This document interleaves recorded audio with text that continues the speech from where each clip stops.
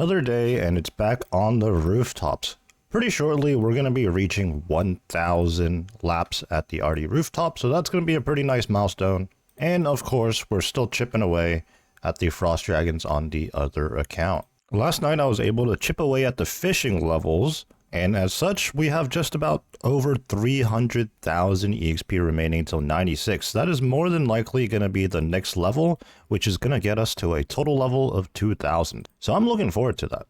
It didn't take too long for us to get a drop today. 12 dragon nails, much better than yesterday when we were getting like 5, 6, 7. 12 is a pretty good number because the range is 5 to 15. So while we're farming up these Frost Dragon bones, let's go over the prayer situation once again. Previously, we disclosed that we need roughly 2.5 million blessed bone shards in order to get from 63 to 99 prayer. Well, I don't know why I opened up the tab there. We're on the wrong account. But yeah, 63 to 99, a whopping 2.5 million blessed bone shards. Currently, as it stands, we have about anywhere between 700 to 800k. I'm doing just very rough math here. And so we're a long ways away. And speaking of a long ways away, I don't know if I'm going to be here at Frost Dragons the entire time because while this is nice, we're actually not getting as many bones as we would if we were at Blue Dragons, because at Blue Dragons, we're pretty much 2 to 3 shotting Blue Dragons at any given time.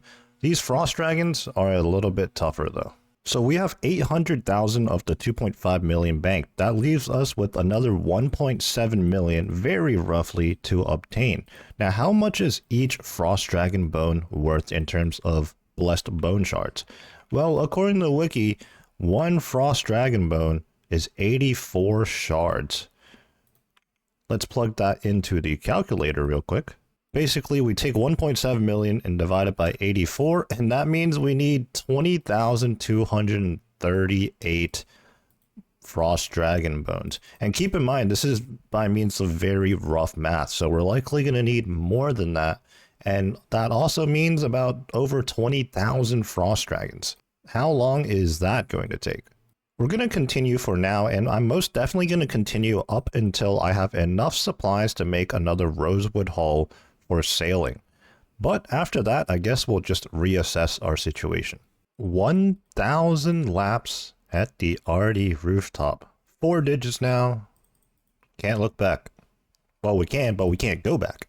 Peeled off because it is birdhouse o'clock, but it also just occurred to me, I think it might be that time of the week to do another Tears of Guthix run. I've been doing a much better job recently of keeping track of Tears of Guthix, but in general, over multiple accounts, it's not something I usually do.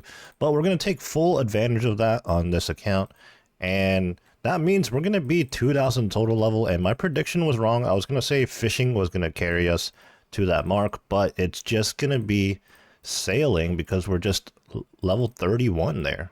We're definitely going to pick up a level, maybe 2. I think last time at Tears of Guthix, we ended up jumping from 31 to 36.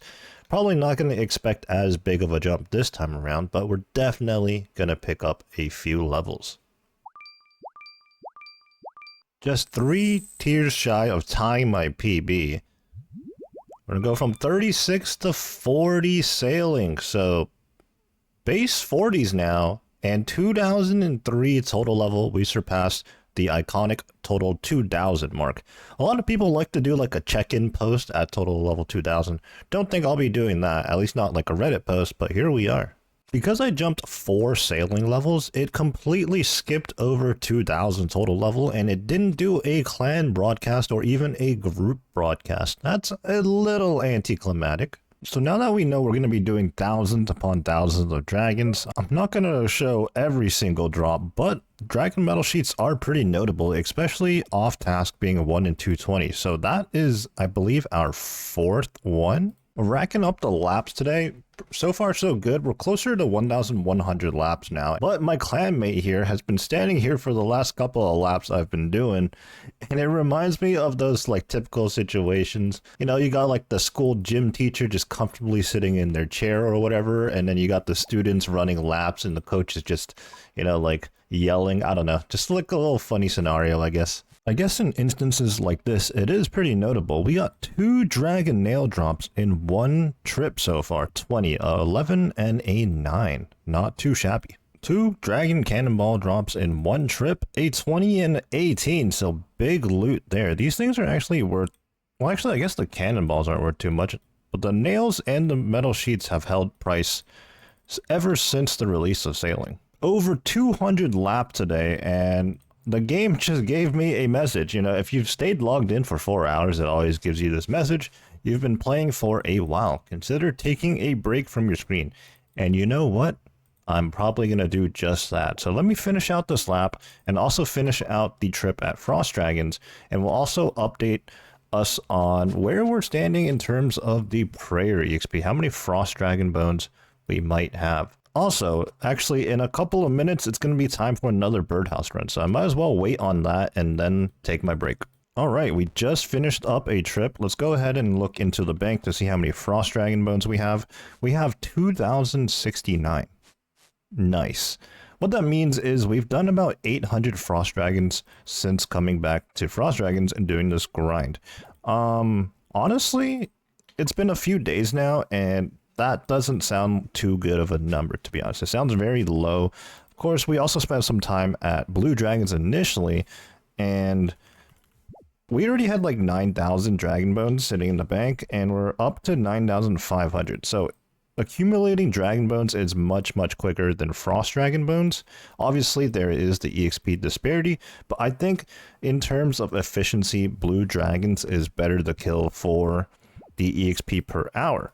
But as I've disclosed before, Frost Dragons just have more to offer, namely the Dragon Nails, which we have up to 113 now, as well as the Dragon Metal Sheets. We have 6 of those, and personally, I don't have too much use for Dragon Cannonballs, but we have nearly 400 of those as well. If I want to speed this process up, I suppose I have 2 options. Option A, we're going to continue at Frost Dragons and stop when we reach enough materials for all the sailing related things, and then move back to Blue Dragons.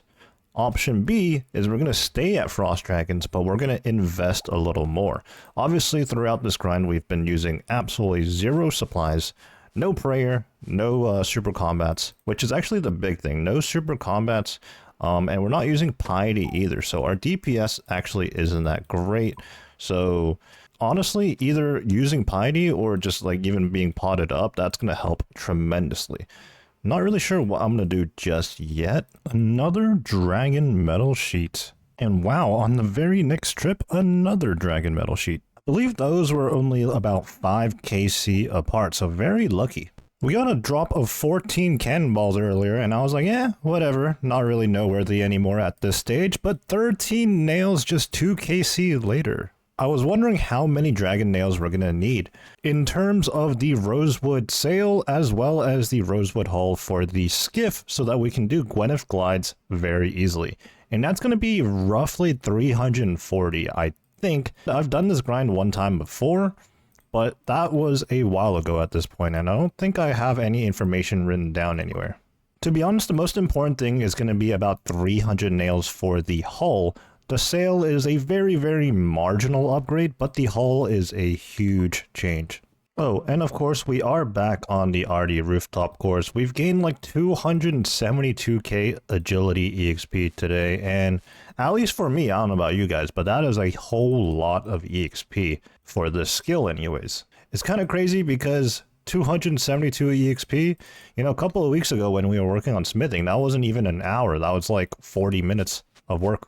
Goes to show just how drastic of a change from skill to skill can be. Wow, today has been a fantastic day for Dragon Metal Sheets.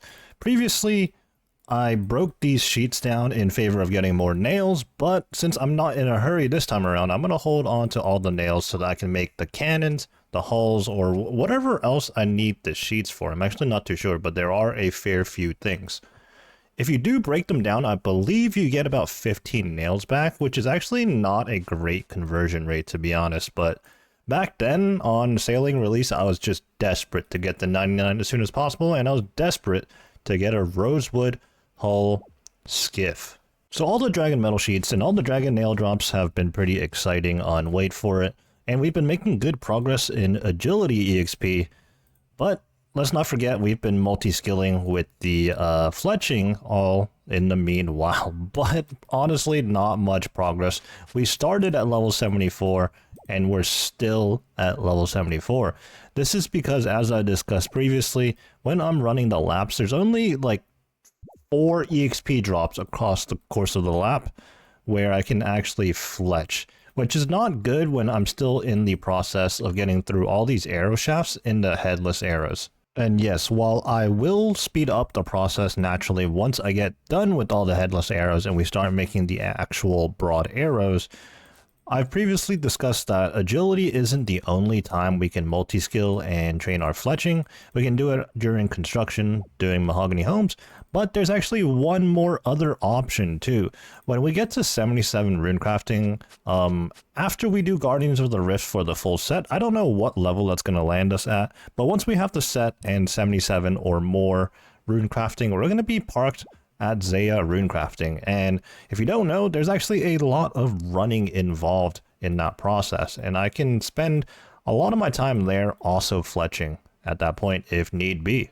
Alright, I've lost track of how many metal sheets we've gotten today, but yet another one. Don't mind if I do. My last KC just now was actually KC 2000 on the loot tracker, that is. I do want to specify that because back then I did do a little bit on mobile, so the RuneLite loot tracker is definitely missing a couple of KCs. We're probably around 2,300 total KC right now, if I had to guess. I'll be checking my total KC at the end of the night, or, you know, more specifically how much we have banked. But right now we're still going strong, at least for a little while longer. Today has been a massive day of gains. We're up to 371,000 agility EXP gained on the day so far, as well as 37k fletching. It seems like I'm getting about 10% fletching EXP to agility ratio, and we've done a lot of birdhouse runs. We've gained 43.2k hunter EXP there, and in like a small window of time I did go over to barbarian fishing, another 28k fishing EXP. So EXP all around, massive gains. Well, that was very unfortunate. So I ran out of prayer and I should have teleported, but my auto retaliate was on and I already tagged a frost dragon. I didn't want to, you know, leave having tagged the dragon, so I tried to full finish it before TPing out. But obviously I had no food, no prayer, and unfortunately it just chomped me to death. This is what I get for trying to be conscious of like other people. You know, I should have just TP'd out. Alright, I'm gonna go collect my stuff, but to be honest, that might be my cue to call it for the night. Let me get my stuff, and then we'll look into the bank and see how much progress we've made today. I need to pull out some runes. The reason I'm in Yanil right now is actually because I have left-click teleport, or left-click to previous group house teleport, which is useful on the other account, but on this account, not so much. So I do have to... I just cast teleport the house like normal, and I'm back in my own POH. See, it's silly deaths like that just lose you 250k out of your desk coffer. Is that my evil Bob? It is. Okay, dismissed. Let's go ahead and take a look at our loot so far, and that's the notable stuff anyways. 2266 frost dragon bones, which is actually worth 14 mil. Wow, these things are 6.2k a pop. Not bad. Dragon nails, which have held value even after all this time. 6.9 mil worth of those, 148. So I mentioned the 340 number. I think that's about accurate. So we're a ways away from that, especially if we don't want to break down dragon metal sheets. If we did want to break them down, I think we're actually pretty close. We have 459 dragon cannonballs. Again, I don't know if I'm ever going to make use of these. I don't know. And then the 10 dragon metal sheets. If we continue to do frost dragons, I'm going to need another 18,000 or so frost dragon bones. So yeah, that could take a while, but likewise, agility is going to take a while. And there's also other skills we can be doing while we're working on this. Again, let's just see what happens once I get enough nails for the rosewood stuff for sailing. What a fantastic way to start off a new day. 14 dragon nails. And we did a ton of barbarian fishing on mobile, leading us up to this point at 96 fishing. I'm going to stay here a little while longer as I continue to work on some other stuff, but we're going to be heading back to the Arty rooftop course shortly. Turns out playing 2 accounts while trying to edit stuff is pretty difficult. I just planked. Now how am I going to get back there? I don't have any house tabs and my max cape is obviously in the gravestone. How did I get back there the last time? Oh right, I'm on standard spellbook. I have the runes. Okay. Non-issue. Let's just make sure we hit the right teleport though. We want to teleport to our actual house and not our group mates because 416 Heroes house is completely empty. That will change in the future, but right now we're still working on fishing and agility. Quite some time later, but we've been working on frost dragons all this time. Another dragon nails drop. This time around only the 5, which is actually the lowest amount you can possibly get, so unlucky in that regard. But in general today, we've gotten a ton of dragon nails, easily over 30 already today, so I think things are evening up. Earlier I discussed that, we were getting a lot of dragon cannonballs, which actually aren't too useful for us, but dragon nails on the other hand, that's a different story. And it just keeps going. 13 more nails. Honestly, I need to check how many we have. We might be close to that 340 number we've been going after. Okay, maybe not. I'm getting ahead of myself, but it is a lot of nails today. I've spent most of my day here at Barbarian Fishing, but it's time to peel off for the night and get started on some agility training. All the Barbarian Fishing has netted us about 15k agility EXP, and we're now 166,000 EXP, removed from 93. I should be able to get that before the night's done with. The day only gets better and better. 11 dragon nails into a dragon metal sheet, back to back. And another nail drop. I actually got one prior to this too, but I figured, hey, you know what, there's no point in showing them, but it just keeps happening and happening, and it's turning into something special, I guess. I don't remember the last time I've seen a dragon cannonball drop today. But in saying that, that's probably going to happen next. The second dragon metal sheet of the day. We cannot be stopped today, I guess. Alright, what is going on? Let's take a look at the chat log here. It was only 8 minutes ago I pulled those 7 dragon nails, and then into the dragon metal sheet, 3 minutes later, more dragon nails. In fact, you can even see above in the chat all the previous nails and metal sheets we've gotten. What a day so far. Well, the streak of dragon nails and dragon metal sheets has finally been broken. 13 of the cannonballs. All that excitement, let's go ahead and check the bank to see how many bones we have. We are up to 2,502. Dragon nails, 247, and then dragon metal sheets we're up to 12 now. That is a whole lot of dragon metal sheets, actually. And we're going to need about another 93 nails. Surely we're going to get that soon. Well, not that we're in a hurry right now, but yeah, we're only 92 agility, still 93 in approximately 2 hours. All the action is happening on wait for it, but let's check in the 416 hero on the Arty rooftop course. Let's talk to the sandwich lady first and foremost. Didn't even get to finish. We get a pie and not a baguette. You know what? I'm not even interested. Goodbye.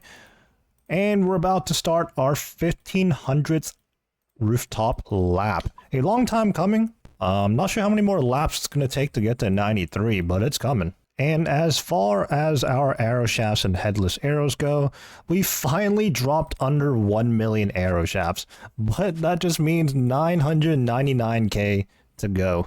The more I think about this, the more likely I might have to start doing some fletching while we're on the rune crafting grind. A huge aspect to this game is RNG, especially when you're hunting for drops, and when you're on a grind as long as this, camping one specific mob, it's funny to see how the RNG plays out and sometimes evens out. This is another dragon cannonball drop, 13 again in fact, and to be honest, I expect to see a whole lot more of those. And once again, it is birdhouse o'clock. I absolutely love doing birdhouses. I can't pinpoint exactly why. I mean, I have a few reasons, but even post 99, I just keep on doing them. and it's not like I'm in any short supply of brews. And on this note, I have a confession. I don't know how many of you out there are on the grind for the evil chicken outfit. If you didn't know, you need god eggs, and you get a whole ton of those by doing birdhouse runs. Well, I'm here to tell you I have not claimed a single, or I've not turned in a single egg across either of my accounts. And keep in mind, I've done Hunter exclusively through birdhouses, with the exception of Quest EXP and whatnot. But all the EXP up to 99 on Wait For It, and same story that's going to happen here on 416 Hero is going to be completely through birdhouses. So you can only guess how many of those god eggs I actually have. Another dragon metal sheet. I think we've gotten like 5 or something like that today, and I can tell you I definitely have not gotten enough KC to warrant that. I will most definitely take the spoon. Only a couple of minutes after pulling that dragon metal sheet, I did say I would be hitting 93 agility today. Well, on lap 1637 here at Artie, there it is, 93 agility, and we unlock a Mire Ditch Laboratories shortcut. I'm not exactly sure which one that one might be, but it could be useful. It's either the Bloodveld one, or even access towards the Blood Rune, the true Blood Rune altar. So actually a pretty useful unlock. Again, I'm not sure which one it is, but either way, it's a useful area. And let's just stick with 416 Hero for right now. Let's look at our fletching. We just got 10k EXP and some change to go until we finally get a level. We've been 74 fletching this entire time, but we're going to be 75, not on this session, but perhaps the next gaming session we do, because this one we gained about 17k EXP. And again, I didn't get too much time today to actually do the course, so I'm almost certain on the next time around, we're going to be picking up that level. We're likely going to be picking up a few more fletching levels along the way as we get rid of all these arrow shafts. And then it'll really take off once we start fletching them into broad arrows. Before we started running laps here at Artie, we discussed that we needed about 8,600 laps completed here. And that's not accounting for the barbarian fishing agility gains there. And right now we're up to 1641. Let's just do a generous round down to 8,000. So assuming we're going to need another 6,400 laps, well, we're less than 25% of the way there. I'm not sure if that's motivating or demotivating to know. It's that time of the night to check in on how many Frost Dragon bones we have, and I'm excited to see how many nails we've gotten today because we definitely got a lot, but I haven't been keeping track of the exact numbers. So let's take a look at the Frost Dragon bones. 2714 Frost Dragon bones, not too bad, a long ways to go. Now let's take a look at the nails. We're up to 301 of those bad boys now, so 39 more, and then we can consider moving away from Frost Dragons. We're up to 539 Dragon Cannonballs now and 13 Dragon Metal Sheets. Honestly, it wasn't just the nails today. The Dragon Metal Sheets, we got like 5 or 6 of those today as well. So that was absolutely massive.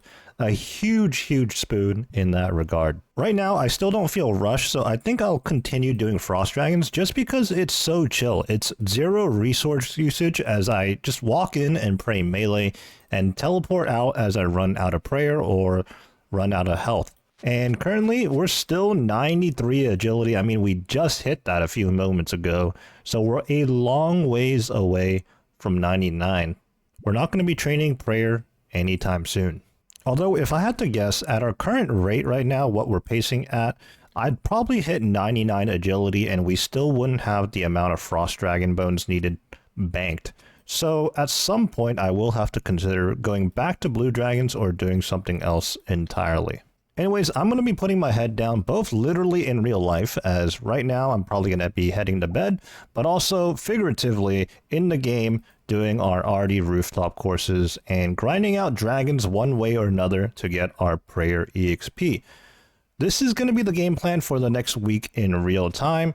And I mean, obviously our ultimate goal is to get to 99 agility, obviously, but I will be taking a brief step away from the Artie rooftop here to do something else on both accounts. Actually, we're not going to be doing Frost Dragons or the Arty Rooftop course. And that's because there's a skill of the week and a boss of the week that I potentially will partake in. For all I know, I mean, right now it's still a week away, and these are really low stakes for fun challenges in the clan. So, you know, I could choose to do it. I could not do it. It doesn't really matter one way or another. The skill is one that I can pick up and train at any given time. I'm definitely ready for it. It's just I've personally put it off for later just because I wanted to get agility out the way as soon as possible.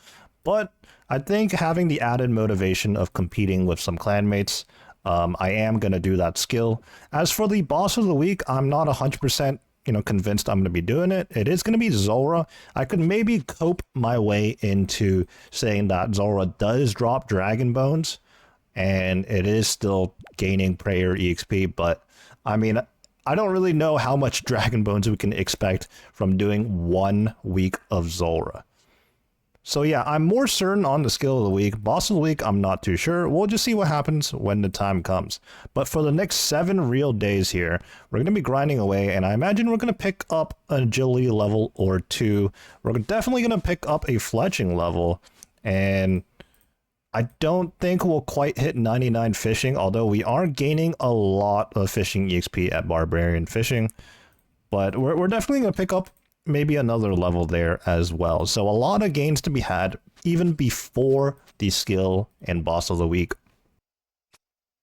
75 fletching. Let's see what we unlock. We can now fletch magic logs for 90 arrow shafts, and we can now fletch rune arrows as well. I don't think I have any rune arrowheads though. 2 dragon metal sheet drops in 1 trip. Absolutely massive. Another case of incredible luck so far. 2 rolls of dragon cannonballs and 2 rolls of the dragon nails all in 1 trip. Checking in at 2,000 Arty Rooftop laps. Coincidentally, we have a clanmate doing a birdhouse run at the same time we are, but we just hit 90 hunter. I said that kind of weird, 90. Chambers, Xerix, Bats, and Crystal Implings barehanded. On lap 2,423 right now, and we're going to be picking up another agility level. 94 agility. A long time coming, but, it doesn't get any quicker from here. It only gets slower, actually. 5 more levels to go, so 99. Another day at the Frost Dragons, and we just got a Dragon Spear. Anyways, we're out of prayer right now, holding on the dear life, trying to finish off this dragon before we TP out. Checking in with 416 Hero, did a lot of mobile fishing, and we're coming up on another level. So, some 3-tick fishing to make the push, 97 fishing. Oh, no pop-up to tell me what I unlocked. Maybe we didn't unlock anything. Like I said before, when you get to the high levels, you don't quite unlock things usually, with the exception of a few skills, but at this point, it's just levels just to get 99 just because. Alright, I'm moving on to the bank, and I'm going to TP over back to the Arty Rooftop. We're currently 94 agility, halfway to 95. Another day, and who knows how many hours later, but we reach another milestone. 3,000 laps. 76 fletching. Let's take a look at what we unlock. Amethyst Broad Bolts. Okay. I've determined that we need to pick up the pace in terms of collecting prayer EXP. As such, we're going to be moving away from Frost Dragons and going back to Blue Dragons so that we can get more prayer EXP an hour. The downside is that we're not going to be getting any of those goodies anymore. So before we move on, let's just take a look at what we ended up with. Let's chuck everything into the GE price checker, and this is 70.8 mil worth of loot. Of course, not everything was from this one grind. We already had some cannonballs, some frost dragons, a little bit of everything before we started, but the bulk of this was gathered in the last several days to a week. Actually, honestly, I've lost track as to how long I've done this grind for. Probably over a week, actually, if we're being honest. But in over a week, we jumped from about 1,200 Frost Dragon Bones to just 4,300, which is a lot, but also not as many as we need. We're going to need a whole lot more. So yeah, there we have it. Let's move on back to Blue Dragons, where the plus side is we're going to be getting blue scaly dragon hide, in which that's going to be herblore exp, as well as just herbs in general, because blue dragons do drop those. However, the downside is no draconic visage chances. Baguette chance? Never. Wow, I was not paying attention, but we just hit 95 agility. Looks like that does not unlock anything. And that is lap number 4000. We are currently level 95 with 274k to go until 96. I don't know how many days it's been since we hit 95 agility, but many hours later, here we are at 96. Just 3 more levels to go, and it looks like we do unlock a shortcut.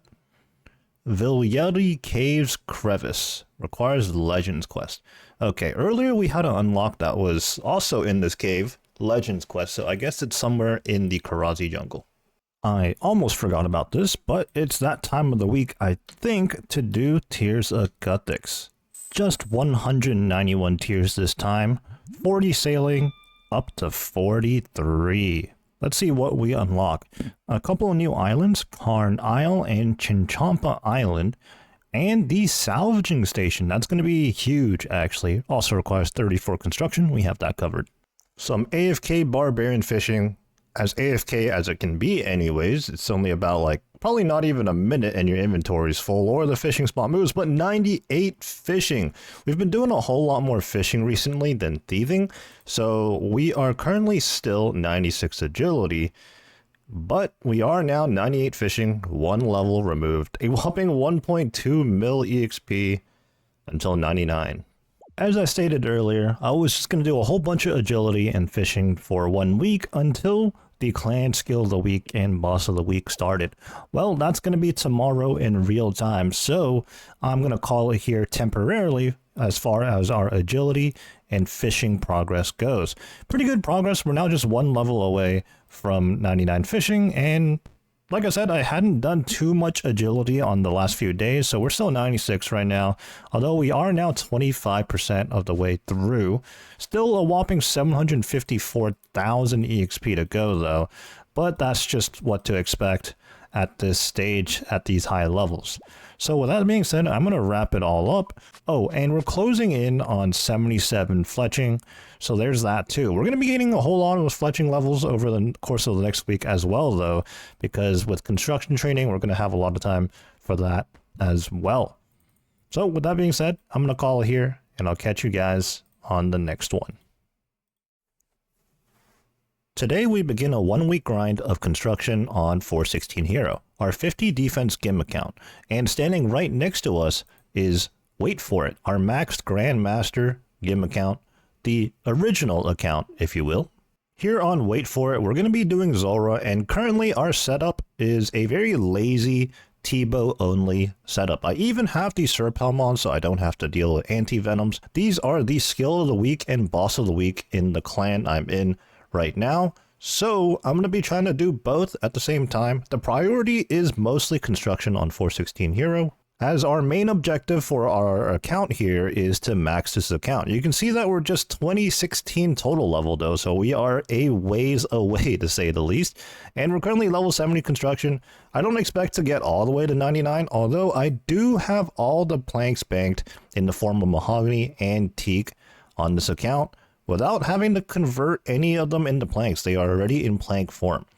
But the catch is, I only have enough planks if we do mahogany homes. Which is nice though, because it enables us to do all this fletching we have in our inventory. And currently we're 76 fletching there, so multi-skilling is always good. Currently in real time, the skill of the week and boss of the week started many hours ago respectively already. So let's not waste any more time and let's get started on Zulrah.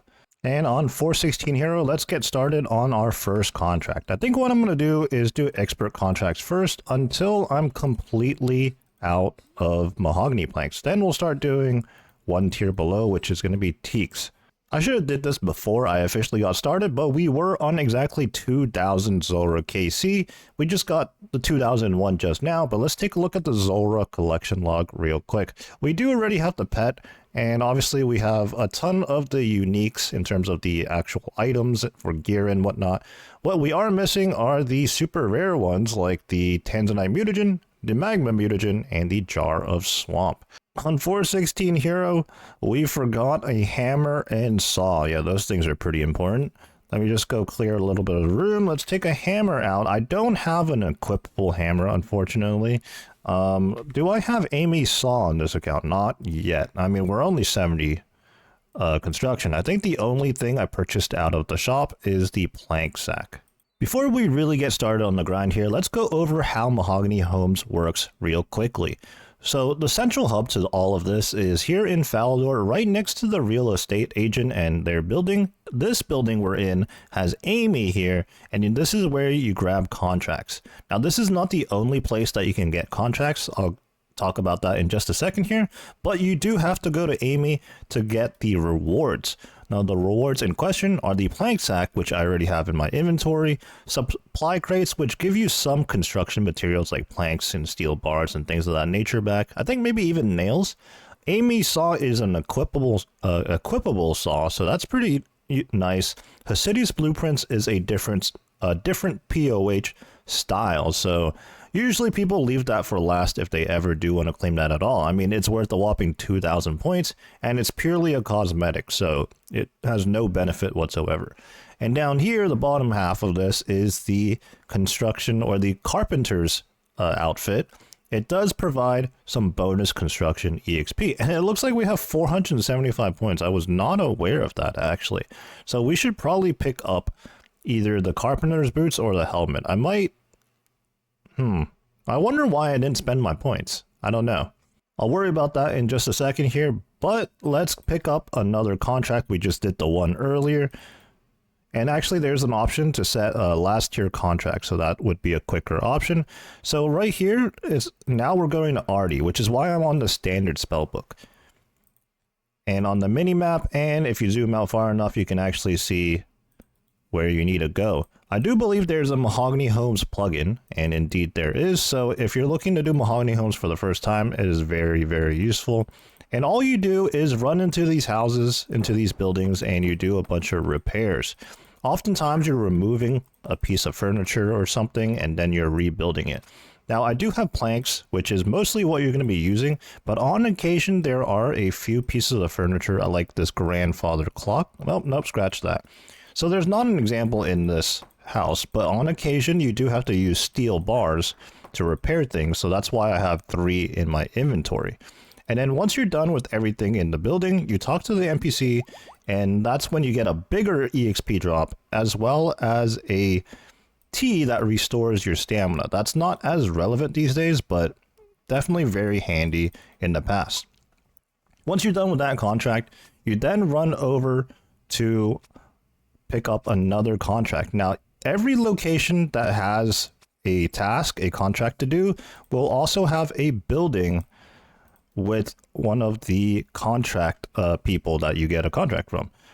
Now, it's actually more efficient to be on the Lunar Spellbook and NPC contact, but the downside of that, obviously, is you won't have access to the teleports to quickly get around. So the trade-off is you would have to prepare a ton of house tabs, or direct tabs to Varrock, Artie, Falador, and there's also Hasidius as well, and I might be leaving one out. I'm not quite too sure, but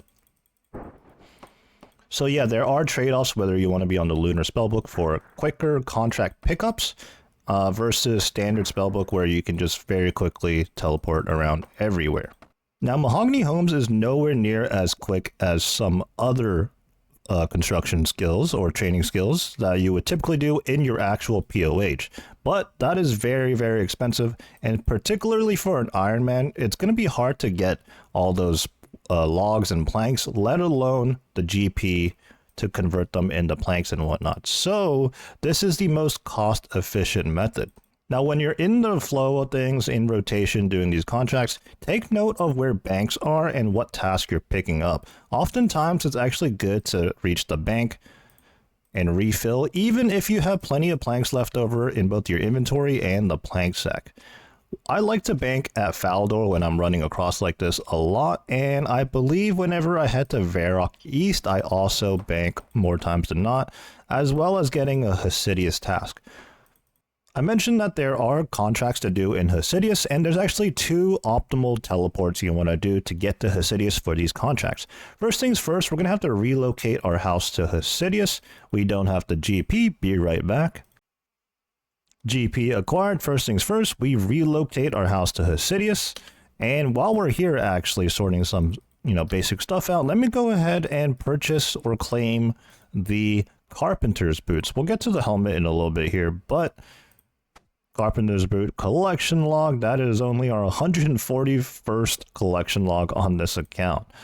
All right, so as I was saying, there's 2 optimal TPs you want to use for Hasidius. One of them being the POH teleport outside of your house, and that puts you right here, and this building in particular just slightly northeast as you head towards the herb patch over there.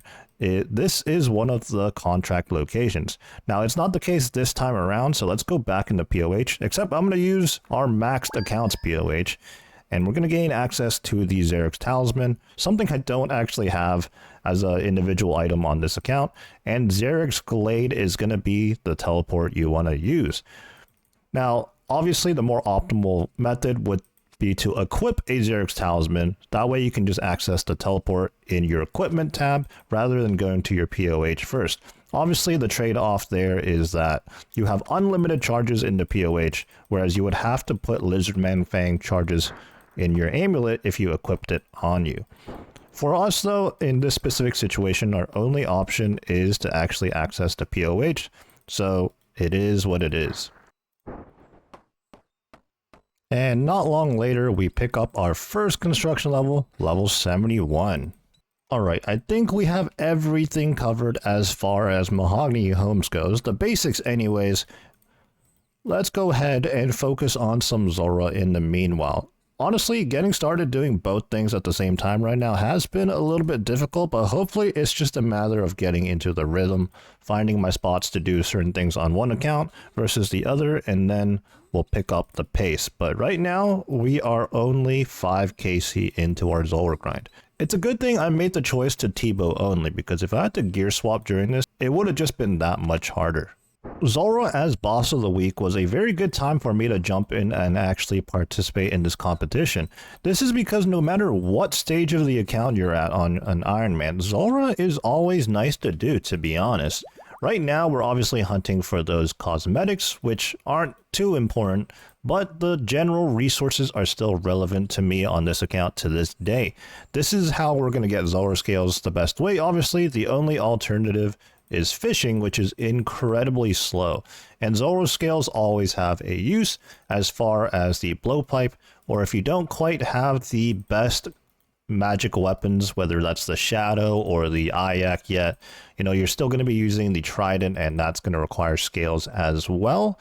But other supplies like, actually, let's just take a look at our inventory here. Dwarf weed seeds, that's herb lore right there, and potions, ranging potions. Flax, okay, that flax is a bit of a stretch. Mahogany logs, if I want to get a more post 99 construction, or convert those into planks for the other account. And then, actually, one more thing about the Zora scales. Those are going to be used for the anti-venom potions as well. And honestly, I think there's a fair amount of content these days, whether it's a Raxor or like a Chambers of Xerix pre-pot or something, where you are going to need anti-venoms. You're not always going to want a Serpentine Helm on, because this is actually negative range DPS and definitely negative mage DPS if you have this on. And even if you were meleeing something, if you have a face guard or a Torva helm or even an Oath Plate helm, those are all better options in terms of melee than the Serpentine helm. This is more like just a general tank headpiece. On the last KC there, we got U-Logs and Snake Skins, which is fletching and crafting EXP respectively. Okay, the Snake Skins, you know, not as relevant. That's kind of like the flax drop. You really don't want to see those too often. And what we're really going to be excited for here is actually dragon bones. They're not going to come too often, and it's not going to be in huge amounts or anything, but 12 dragon bones. But that is in line with our long-term goal as of recent, and that's going to be banking 99 prayer. Prior to this week, we've been doing a lot of frost dragons and blue dragons, picking up the bones respectively to bank 99 prayer for 416 hero. So whenever we do see a bone drop, that's going to be pretty satisfying. Amidst all this activity, we're still going to do our best to keep up with birdhouses. I've pretty much been doing these on cooldown for the longest time now, and currently we're 90 hunter, well on our way to 91. We're going to be trying to do this every 50 minutes. Alright, I finally get to showcase this. Actually, we finally got a Hosidius contract that is going to be the POH teleport outside. I did that incorrectly there, but, you know, we exit the portal or exit the house. Right here is the contract. There it is. 20 KC in, our first dragon bones drop. Now, yeah, compared to farming blue dragon straight up, we're not going to be getting a whole ton of prayer EXP, relatively speaking. But it is nice to see, as I said. 72 construction. Before we get our hands on the first unique of the week, I wonder how many we're going to end up with.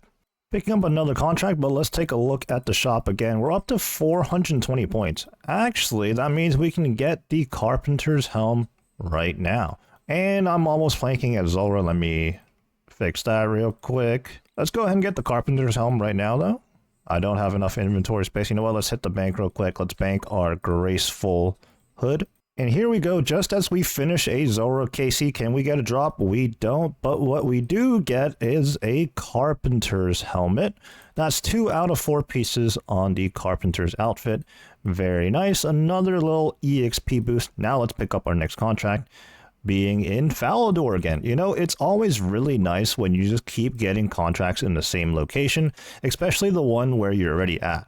I could do with a few more Falador contracts back to back to back to back. Earlier, I was trying to list off all the goodies that Zora drops, which is still relevant to me, and the biggest thing of them all is actually these Antidote Plus Pluses, actually. This is the only way I keep up with my anti-venoms.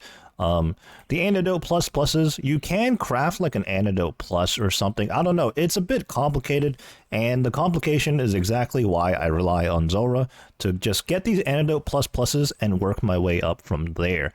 Eventually turning them into extended anti-venom pluses, or you know what, it's all confusing, but basically Antidote Plus Pluses plus Zora scales plus Torstal seeds, or not seeds, the herbs, and the Araxite. You know, I can't even remember right now. It's a whole process. 73 construction. Doing Zora and the Mahogany Homes at the same time, while fletching no less, makes time go by really quickly, and it's time for another birdhouse run. This one really crept up on me. Heading over to do some barbarian fishing as we're 1 level away from 99. And actually, I think along the way to Otto's Grotto here, we're going to pick up a fletching level. Couple more of these. Actually, we might as well just finish this out right now. Oh, is that going to be enough? Oh, wow. 1 more action to do. Here it is. 77 fletching. Let's see if we unlock anything. Rune Brutal Arrows and Rune Javelins. You know, the Brutal Arrows could be useful if... Actually, no, I already did that. What am I saying? Let's take a look at our diary here. I know I kind of just cut off my thought process, but we already did Western... After a short break, back to construction, and we picked up level 74. A lot of unlocks there, but nothing too notable for us. As for Zora, we're 55 KC in now, and nothing too notable just yet. I did get a Rune Spear on 1 KC, which is a rare drop table. So we hit rare drop table before we hit a unique. Oh, there we go. 73 KC later, a Tanzanite Fang. Okay, you know what? That threw me off for a little bit because that's worth 11 mil, and that was like a pinkish loot beam for me. Typically, it'd be a gold loot beam. I think anything above 10 mil turns into that pink color there, and I was like, what? What did I get here that's worth that much? But it goes to show that The Zora prices like have fluctuated a lot, or changed a lot, I should say, since I last got a drop. Forgot to check in on the collection log, but that was our third one on this account. And just a few moments after that Tanzanite Fang, 75 construction. During this construction training, there's so much more time where I'm not locked into an animation so that I'm actually free to fletch. And as a result, we're getting through our arrow shafts a lot quicker. We're now below 700,000 arrow shafts to go. Keep in mind, when we first started, we were close to 1.1 million. And from the grind 90 to 96 agility, we only did about 200k arrow shafts or so. Another contract, another level, 76 construction. We're now 125 contracts in for the day so far, and we're not stopping anytime soon. I definitely have a couple more hours in me, so we're definitely going to pick up a few more levels, and we'll see if we can get lucky and get a few more Zora drops perhaps. Again, this is just day one out of, I was going to say 7. I mean, it is skill of the week, boss of the week. But I think technically speaking, it's an 8-day event just to give people more time on the weekends and whatnot. Alright, I got Uncut Onyx at KC 2114, and I did record a clip at the time, but I was recording the wrong screen. So retroactively here, collection log. I mean, we're 4 KCs later now, but that was our 5th Uncut Onyx. And here comes another level, 77 construction. Still day 1 here and 7 levels already. Of course, it's going to slow down as we know how the levels scale. And currently I'm going through mahogany planks. The bulk of the grind is going to be teak planks, so it's going to suck when we run out of mahogany. Wow, we are absolutely printing right now. And actually, we've gone 3 out of the 4 uniques. Can we make it 4 out of 4 in one day? That was KC 2130. And that is our 5th Serpentine Visage. Still going strong both at Mahogany Homes and Zora right now. We've done a ton of contracts, 189 of them in fact. And we've gone 945 points. Obviously, we already spent a couple of those to unlock the boots and the carpenter's helm. But it's time for another unlock. And it looks like both the shirt and the trousers are going to be... Actually, the trousers are 600. I'm blind. I thought both of them were 800. But since I have 815 right now, I'm going to go ahead and get the shirt. And then I'll just get the trousers for last. But that is 3 out of 4 of the pieces of the outfit complete. 1 more to go, and I guess we just need another 400 point. No, I can't do math. And like 2 contracts after picking up that carpenter's shirt, level 78 construction. Lots of unlocks when it comes to construction. The magic number is going to be 83. Not that it's going to be too relevant for us because of, you know, the GIM situation. We've had a max POH since the beginning of this account. I once again was recording the wrong screen, so let's just pretend like we just got the magic fang. Wow, no way, KC 2167. You know what, I think I'm going to keep my recorder primarily on here because we're going to be expecting a few drops. But, I mean, it's going to be a while. We know when the exciting things happen on the other account. You know, it's like when we get a level, when we get another, or our final carpenter's piece, things of that nature. But by default, I'm going to make sure I'm looking at my account doing Zora. 229th contract today. Level 79, I believe. Yep, 9 levels today.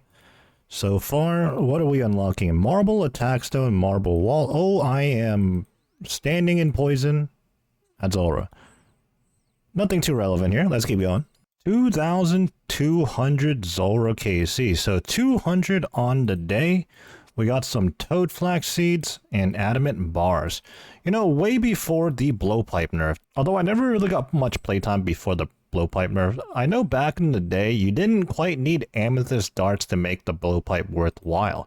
Adamant bars were the go-to, and you know, while Zora still is a very important thing, or very useful thing for Ironman, it definitely was even more so back in the day.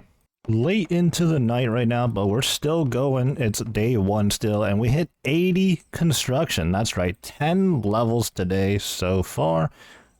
80 is where we start getting the big unlocks. We can get access to all these altars so that we can spellbook swap. Eventually, I am going to fill out the POH on this account, but obviously we're in no hurry to do so. Anyways, I am going to squeeze out a few more contracts and a few more Zora KCs, but I'm going to go ahead and pick up this next contract, but log out so I can update the Wise Old Man Skill of the Week and Boss of the Week trackers just to see where we're at. Well, I can't say I'm surprised. I definitely got chanced a fair few amount of times over the course of the grind today, and to be honest, a lot of the times it was actually like 39, 40 health, and I'm in, Missouri, I'm praying Mage, praying Rigor against the blue phase Zora, and I'm like, I'm totally gonna live, and more times than not, obviously, I did live. Unfortunately, not this time though. I sort of wrapped up day 1 already, but I was sneaking in a few more KCs and stuff late into the night, but dying is definitely my cue to call it there.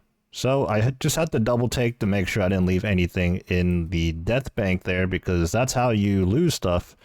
Don't want that to happen.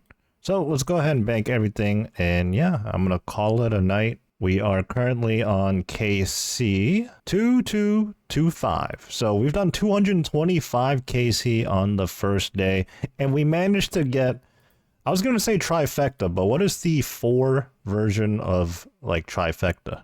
Is there a word for that? But we got all 4 uniques, which was very interesting, in 167 KC is what I believe it was. So I did stop doing Zora, but I haven't stopped doing contracts yet, and as a result we have 605 carpenter points now, enough to get the trousers.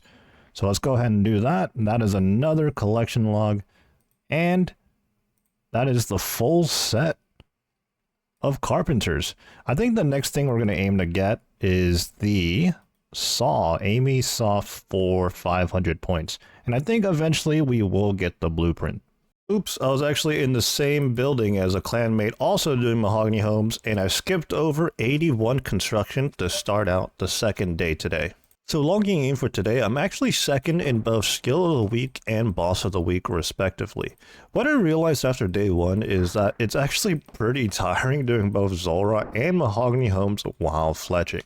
Who would have thought about that, right? I mean, but no, I think I'm beginning to question whether I want to do this for an entire week. My priority definitely is the construction training, but I don't know how much more Zora I'm going to do. I'm going to do another session and then see how I feel. But yeah, it's pretty difficult, to be honest. Alright, I just don't have the mental energy to do everything that I'm doing right now. I chanced myself, like I was like a couple of hits away from finishing the last KC, and I planked because I was 12 HP, and a snakeling, of course, hit me for 12. So I'm going to send this account back to farming blue dragons while I continue to work on construction on the other account. Maxing that account is our main priority anyways, and I was kind of coping trying to go for the mutagens and getting a couple of dragon bones here and there from Zora. Just to reiterate for those unfamiliar, I'm currently trying to bank 99 prayer on wait for it so that I can spend all my time skilling on 416, so essentially there'd be no downtime on that account in terms of the skilling progression all the way to max. So before the skill of the week and the boss of the week, I had been farming blue dragons and even frost dragons before that to get dragon bones. I did frost initially to get some sailing supplies, but then I realized the bones weren't coming in quick enough, especially since I was just being a cheapskate and not inputting any potions or any supplies like that. So I was just, draining my prayer, banking, and then coming back, rinse and repeat. Blue dragons is a little bit quicker. There are pros and cons. Here at Blue Dragons, like I said, it's quicker, but I also get herbs and blue dragon scales, which are going to be good for Herblore EXP, as well as them occasionally dropping herbs at all. Interestingly enough, frost dragons don't drop any herbs, but obviously you make a lot more GP in general over there. The drops overall are better. At least in the little window of time where we did spend our time at Zora, it was pretty good as we ended up getting 4 drops. I guess that's all you could really ask for. Or rather, that's more than you could ask for. So let's check in with the construction. In terms of our rewards, 2,000 points for the blueprint, that's going to be the very last thing we do, but there's one more useful thing for us to get in 255 more points, and that's going to be Amy's saw, the equipable saw. So that's going to give us another inventory for like an extra plank or something, which could be pretty nice. 82 construction. One more level until the iconic 83, but I think, correct me if I'm wrong, but even when you hit 83, that requires a +5 boost to acquire everything. We can put a mountain dig site in our own POH on this account now, which could actually be pretty useful. Sometimes when I'm just single logging on one account, I still have to end up logging onto the other account just to do a birdhouse run, because otherwise I don't have a quick way to get to Fossil Island. If you weren't aware, based on what tier contract you do, whether you're using oak, teak, or mahogany, you're going to get different amount of points, contract points, based on that tier. When you're doing mahogany like I am right now, you're getting 5 points at a time. And with those 5 points we just got right there, we're now at a total of 500. So let's make our way to the Falador Mahogany Homes minigame house. You know, I don't really know what to officially call this, but this location with Amy is the only one where you can access the reward shop. And we're going to go ahead and purchase Amy's saw, the thing we were talking about earlier. So there we go. We can now swap this to an offhand because we're equipping our twin flame staff as our main hand, and we can now equip it in our offhand, and we can go ahead. Well, first things first, let's go claim another contract to do, but we're going to go ahead and bank this saw now. So here I am doing the Mahogany Homes grind all the way to the 99 for the second time around. And naturally, you'd think I'd enjoy this, and I do now, but in the very beginning, I actually didn't. I didn't really like it. I can't pinpoint why, I don't know. But at some point, I took a break from it, came back, and I'm like, you know what? I kind of like it. Maybe it's because I started multi-skilling while doing this, whether it's high alching to train magic or fletching. I don't know, but I very much enjoy Mahogany Homes now. And I had this conversation the other night with a clanmate of mine. If I ever played another account, particularly a normal account where I can have access to the GE, I don't think I would want to train construction the traditional way in the POH. Despite it being so much quicker, it's so click intensive, and I feel like this method of training Mahogany Homes is a happy medium. Also, for what it's worth, over the years, it seems like they've made a couple of quality of life changes to Mahogany Homes. It used to be a little bit more clunky. The dialogue would lock you into place, especially when you went and finished each contract and you had to get your cup of tea from the house owner. It would stall you out. You wouldn't be able to TP or move, and it was like a whole animation. Looks like they got rid of that completely, so that helps smooth things up a bit as well. And of course, the idea of collecting points and then claiming rewards from a shop is always a nice feature in any minigame.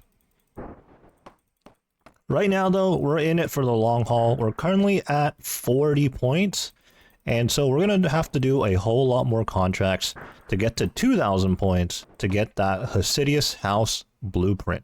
And here comes a pretty important construction level for most Ironmen, level 83 construction. At the exact level here, it doesn't exactly unlock too much, but as I touched on before, once you boost, you're going to have access to every important thing in your POH pretty much. So during this skill of the week competition, mostly every competitor in it is actually an Ironman, so most of us are doing Mahogany Homes, or at the very least a more cost efficient way of training construction.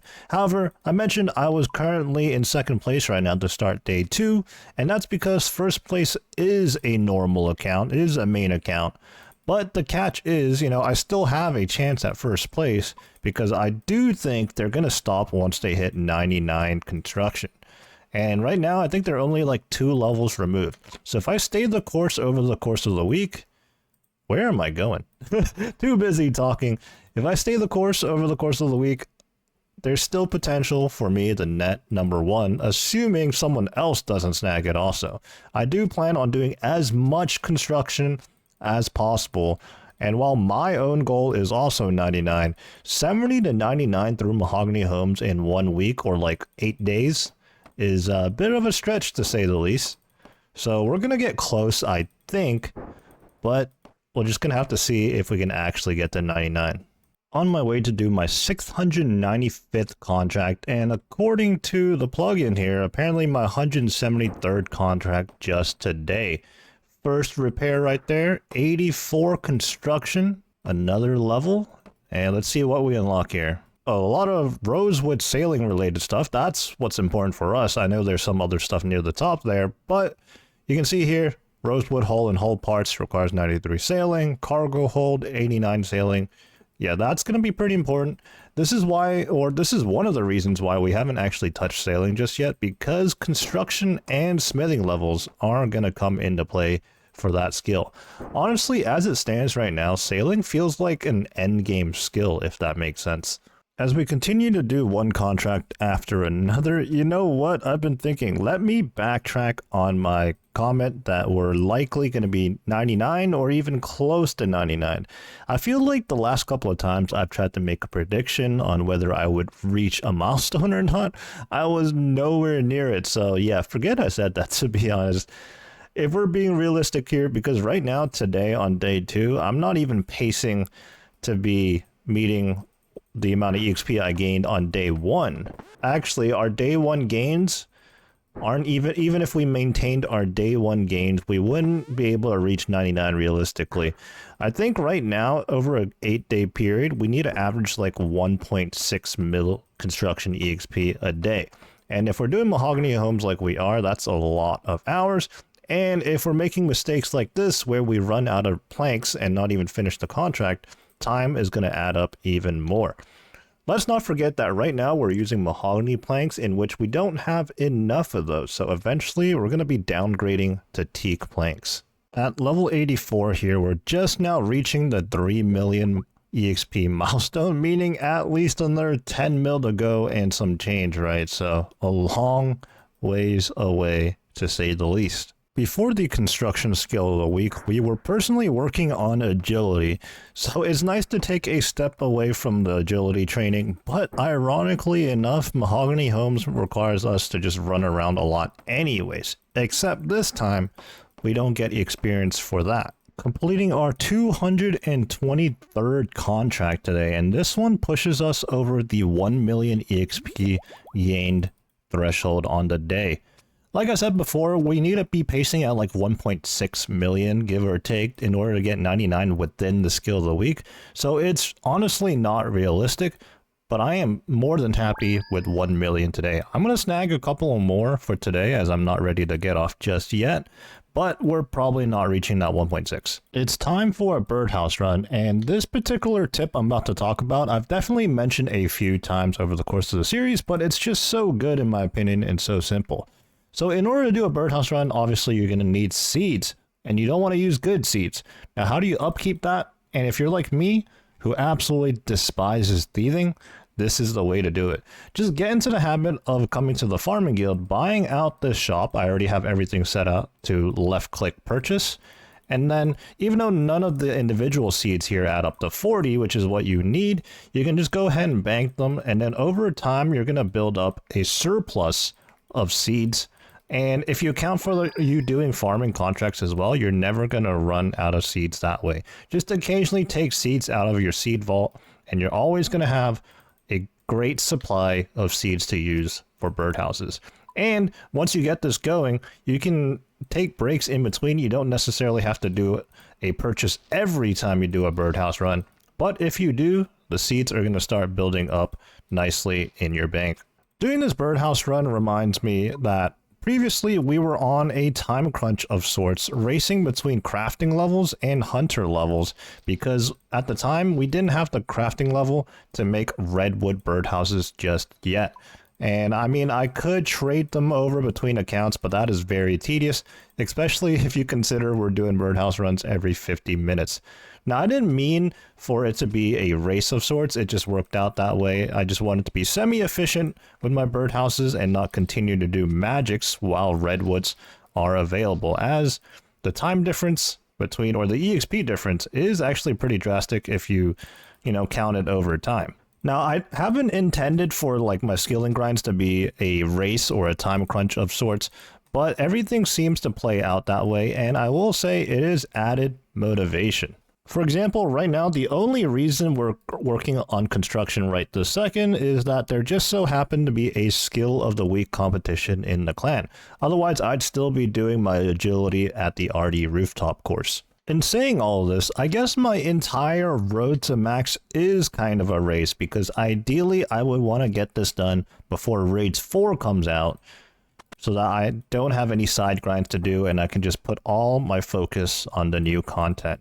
We'll see what happens though. Right now, it's still a ways away, and at the moment, there's no concrete information, no set date on when Raids 4 might come out. I'm foolishly running to the bank right now because after that birdhouse run, I forgot to take out my hammer, or I banked it rather, so a little bit of a time waste here, but it is what it is. All this fletching later, actually I'm going to stand around for a couple of ticks here just to get it. We're going to hit 70... I was about to say 79. Not quite yet. 78 fletching. What do we unlock for this?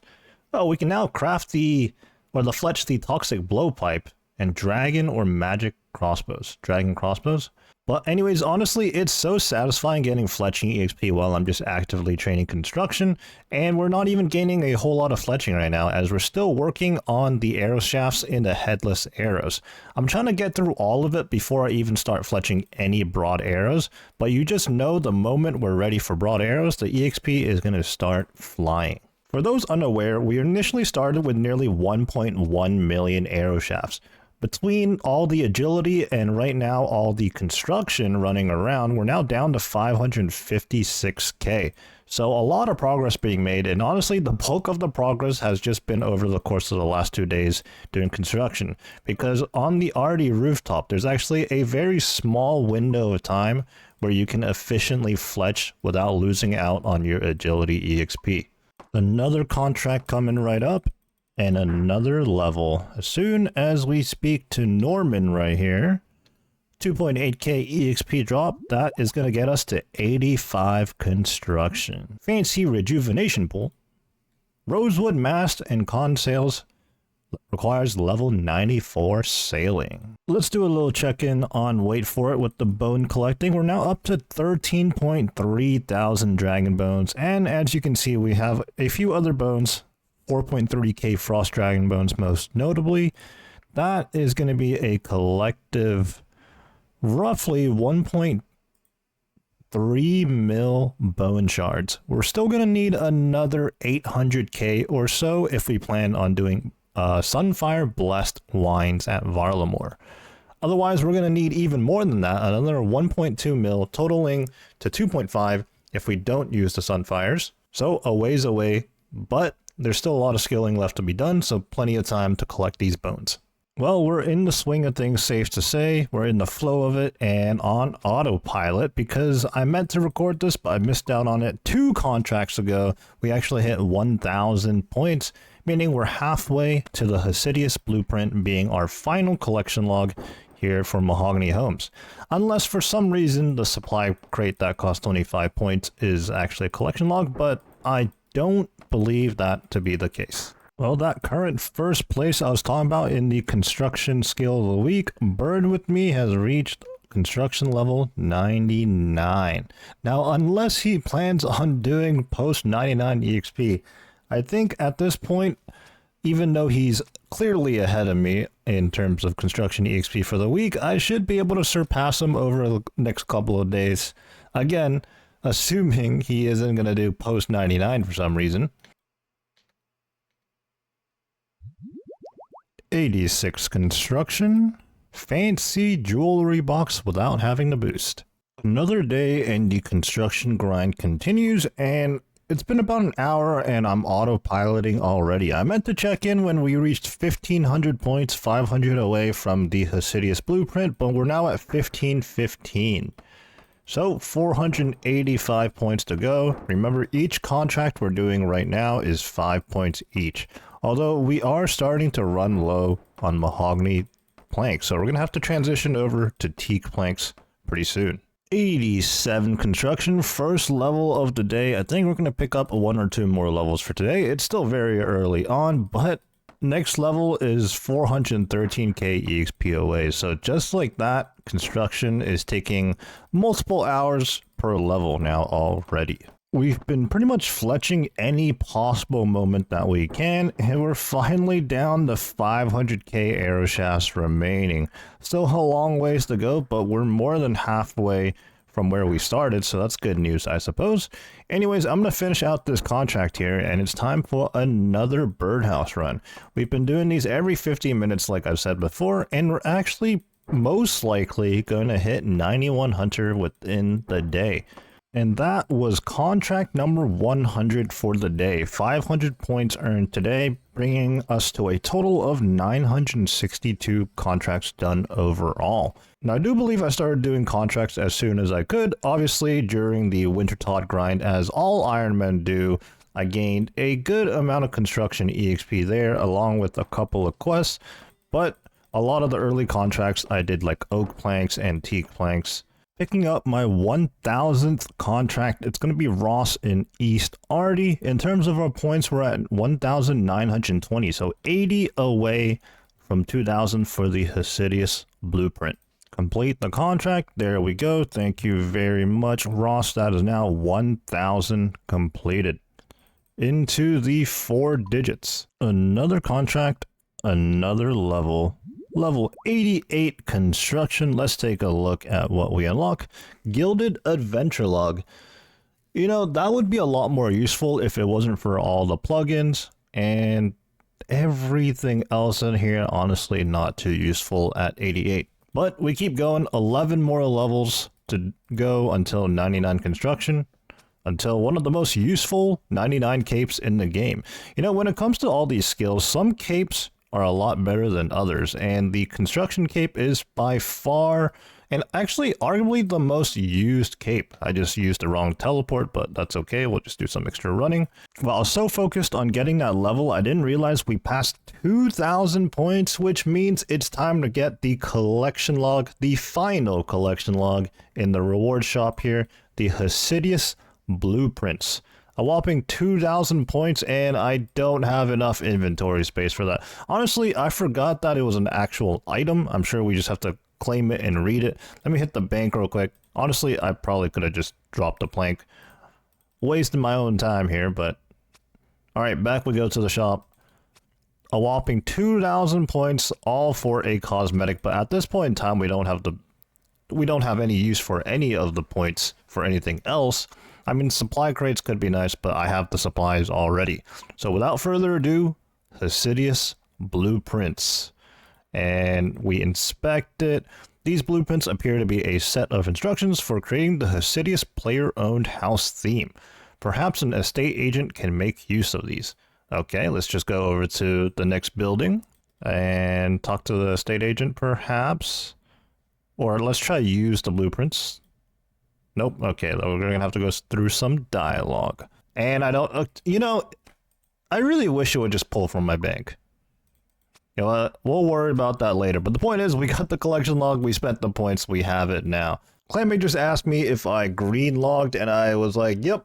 But turns out the supply crate is a collection log, so we're going to have to do that the next time we get back to Falador. Next contract is back in Falador. We have 30 points. I believe the crate costs 25. So let's go ahead and officially green log this bad boy real quick. There we go. Supply crate.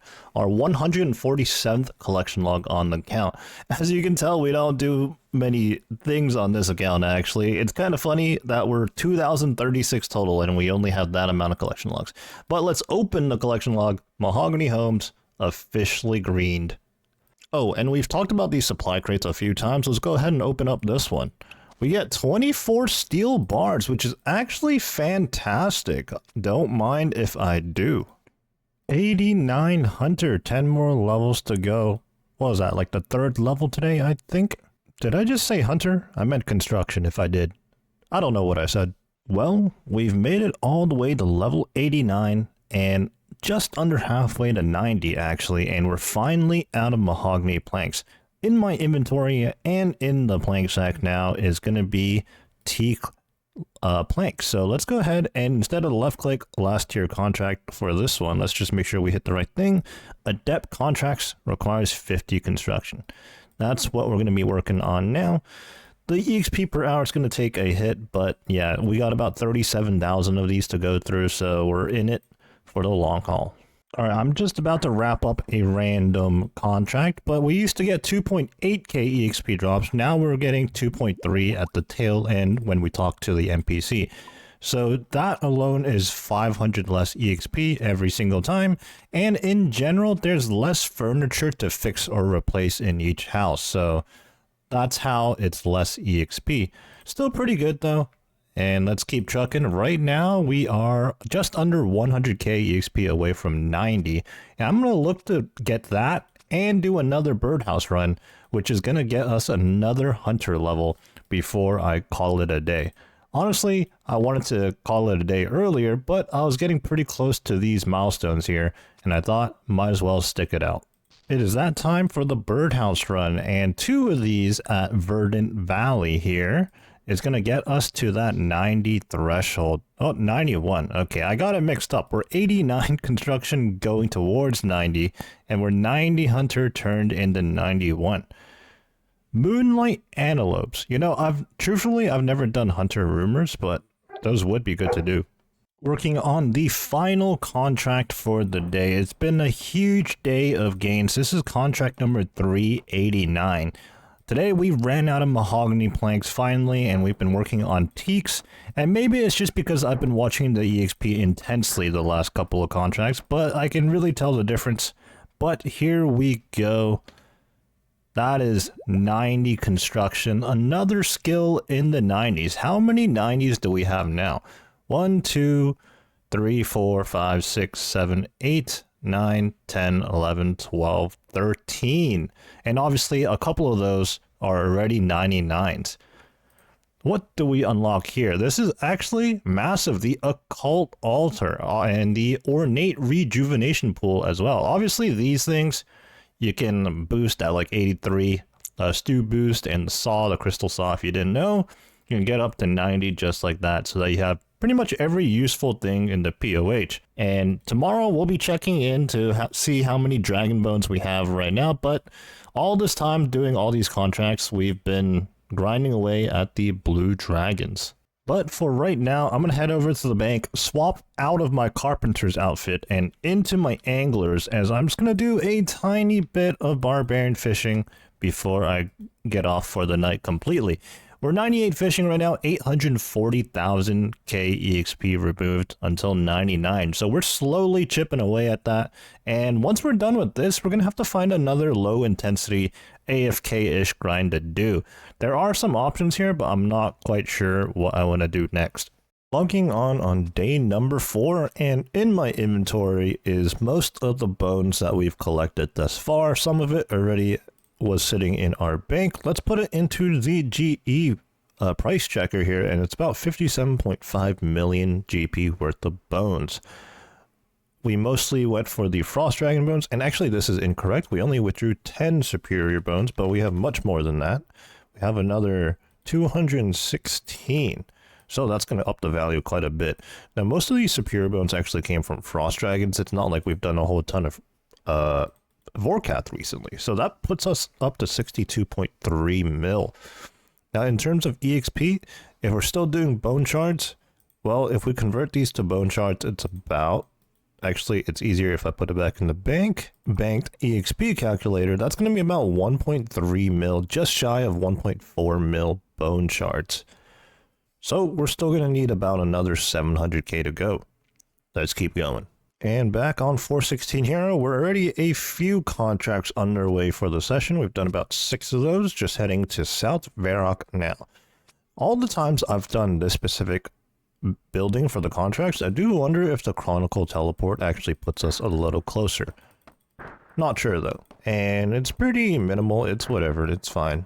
Now that it's a new day and I'm exclusively doing teak contracts rather than mahogany and then switching to teaks, I can more clearly see the EXP difference between the two contracts now, and it's actually a pretty steep one. There's about a 50,000 EXP difference per hour if not more, depending on your efficiency. So yeah, things are going to be a lot slower now, not only because, well, we're higher level and it takes longer to get from one level to the next, but also our EXP per hour is slower. With that said, though, I think we'll be able to pick up definitely one level, maybe two, or perhaps three, depending on how long we go for. But in general, yesterday, day 3 was a big day. I don't think I have quite as much time to spend on day 4 here. And on another note, when it comes to mahogany and teaks, if you're making the planks, it's definitely not worth it to use mahoganies despite the better EXP rate. The GP costs are just going to be too great, and you're not going to be able to get enough mahoganies anyways, or the GP. For me, special circumstances occurred where I had, I think, I'm not quite sure how many mahogany planks we had, but it was less than 20,000 for sure. It was a lot, and all of that was already in plank form, so essentially it was free EXP, more or less. Generally speaking, if you're going for a 99 construction grind, or any level actually in general, it's best to go for teaks as to get the most value out of your GP. You really can get a lot of fletching done during mahogany homes runs. With that being said, 79 fletching right here, and it's been 5 levels since working on these arrow shafts, ever since we hit 90 agility all the way up to 96, and from 70 to 90 construction we've been fletching away constantly. And there goes another level. With 387,000 arrow shafts still to go, we're definitely going to pick up another level, maybe 2 or even more than that. Who knows? I'm not really keeping track, but I can't wait to get to the broad arrows. Just got back from dinner, and a couple of contracts later, we've reached 100 contracts on the day. Now, these being teaks, we're only getting 4 points per contract, so 400 points earned today so far. We don't really have use for the points anymore, though, but just something to note. And of course, still keeping up with our birdhouses, but it's going to be quite some time before we reach the next level. Fixing up Larry's house, and we're going to be hitting 91 construction off of this. After this drawer space right here, there we go. Our first construction level of the day. Likely going to be able to pick up another one. How much EXP is that going to be though? 614k. Yeah, it's going to be like 4 hours. And at 91, we actually unlocked the ornate jewelry box. Absolutely massive. That is the best one, I believe. So no boosting required to do that. Super late push for this, but we're going to get the level. We're going to hit 92 construction off of this contract. That is 351 contracts done today. And that unlocks the natural pet house, crystalline portal nexus. I believe the crystalline is just purely a cosmetic, if I'm not mistaken. Our maximum rooms is 36, and we can make rosewood repair kits if we choose to, but I don't see why we would. More importantly though, we are now officially halfway there to 99 construction, and I gotta say, perhaps I fumbled the mental strategy to this, because I did start out with mahoganies and I ran out of mahogany, so now I have no other option but to do teaks, and obviously this is much slower, a whole 50k EXP or more even, and perhaps it would have been better suited to do it the other way around, where I go through the teaks first, so then the increased EXP matches the higher amount of EXP I need to go from level to level, because now to jump from 92 to 93, it's another 675k EXP or so, and that's going to be more than 4 hours of mahogany homes doing teaks. Checking in with Wait For It here, and we're still going strong on farming the blue dragons for their respective bones for prayer EXP. Now, all this time we've been talking about Varlamore training methods and whether we're going to do the Sunfire Blessed Wines or just the regular Blessed Wines, and that would affect the amount of bones we need to collect. Now, I will say though, I have started to consider doing the Wildy Altar. I obviously did the Wildy Altar before, I did so on Wait For It here, but this time around I was considering doing Varlamore method just for a, change of pace, a different scenery, and also, we won't be interrupted by PKers and whatnot. I will say though, despite how chill this is to do, laid back, we're literally just protecting melee and auto retaliating for the most part, I still do have to I still have to do all this clicking to collect the bones and whatnot, and I'm getting kind of bored of doing this. I've been doing blue dragons as long as we've been doing agility and construction, so we've been at this for quite some time. If we opt to do the wildy training method instead, we're going to save a significant amount of time doing some bones. In fact, I already ran the calculations, and last time I checked, I was only roughly 1.2 million EXP shy from having enough bank to get to 99. However, if we were to stick with the Sunfire Blessed Wines method, we were still like 4 million EXP away, so it's a pretty drastic difference there. Just something to think about. I haven't really confirmed anything yet, but the thought is there. Going on this maxing journey again, obviously this time around it's a lot easier as half the skills we already have banked and the other half we're literally collecting on this account while we're actively training a whole nother skill on 416 Hero. It has made me realize, it made me think back to the first time around while I was grinding the max, and I'm like, in hindsight, how did I bring myself to do some of these things? Because, for example, right now I'm farming blue dragons. Well, on this account, I didn't have another account to farm these blue dragons. I was effectively playing as a solo Ironman, and that just seems so crazy to me in hindsight. Prayer is just one such example. Like, a lot of other grinds were just absolutely crazy to me thinking back on it. Another example is 416 Hero has not done a single seaweed run. And as Ironmen know, that is like a staple. That is the absolute meta to get the 99 crafting. But for us, we just had all the gems banked to get to 90. I mean, we're not 99 yet, but if I wanted to, I could get 99 right now because we still have more gems available. Another day and the construction skill of the week is still ongoing. I'm doing that in the background right now. You might hear that. But on wait for it, for today, instead of doing more bone collecting, which we're still in the process of, we're not done with that yet, we're going to do a nice change of pace here, do a little bit of bank standing. And you might have guessed it by my inventory, I'm going to be plank making some of these logs, mahogany logs, into mahogany planks.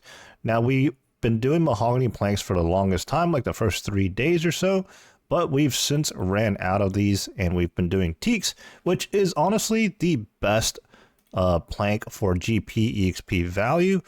But it is slower if you've gotten used to doing mahogany, which is very, very expensive. I do want to stress that in general, you do not want to do mahoganies just because it's so expensive. But at the end of the day, make your own decisions. And obviously, if you do mahogany, it's much better EXP.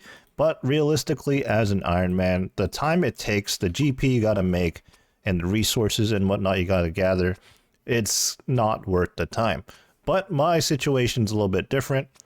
And not worth the time or being worth the time is all subjective based on each person, right? So nevertheless, we're going to be making some planks here, and I only have about 4k astral runes. I do have plenty of mahogany logs sitting in the bank, and I do have 20 mil GP. This is about 1k GP per plank, if I'm not mistaken, a little bit more than that, actually. So we're going to be making about 2k planks here because at the moment I can't be bothered to get more astral runes. But yeah, I'm going to treat myself to 2k mahogany planks basically and just speed it up for just a little while longer. If you also are plank making or you're someone planning to do it, I highly recommend the inventory viewer plugin. It's a very minor thing, but I'm basically just keeping my actual tab on the spellbook tab so that I can be ready to one-click plank make whenever, and then that way I can see when I'm actually done or close to done, and I don't have to swap tabs. That way I can just access the bank, deposit all, and then withdraw the mahogany logs and repeat. Just a minor little thing, just saves you a couple of clicks each time, and you don't have to wonder how close you are to being done. You can actually see it. In terms of skill of the week, we are firmly in first place right now, and I do think we're going to remain so unless someone just starts going crazy. But I did mention there was a main account going for 99 as well, and they have since stopped since reaching 99. They ended up gaining about 4 mil EXP or so. For us, we started with about 700k EXP in construction, and now we're at 6.8 mil, so we've quite literally gained 6.1 million EXP, and we're going to continue to gain more. Our personal goal is to get 99 within the skill of the week. Whether that's realistic or not, I don't know, but we still have some time to keep going, and we're going to continue to do so. And to be honest, at this stage, even if we don't make it within the week, I think I'll be like maybe a level or two off, and I'll definitely try to just finish it off at that point, because after all, 99 construction is a very good 99 to have. Honestly, the sooner the better.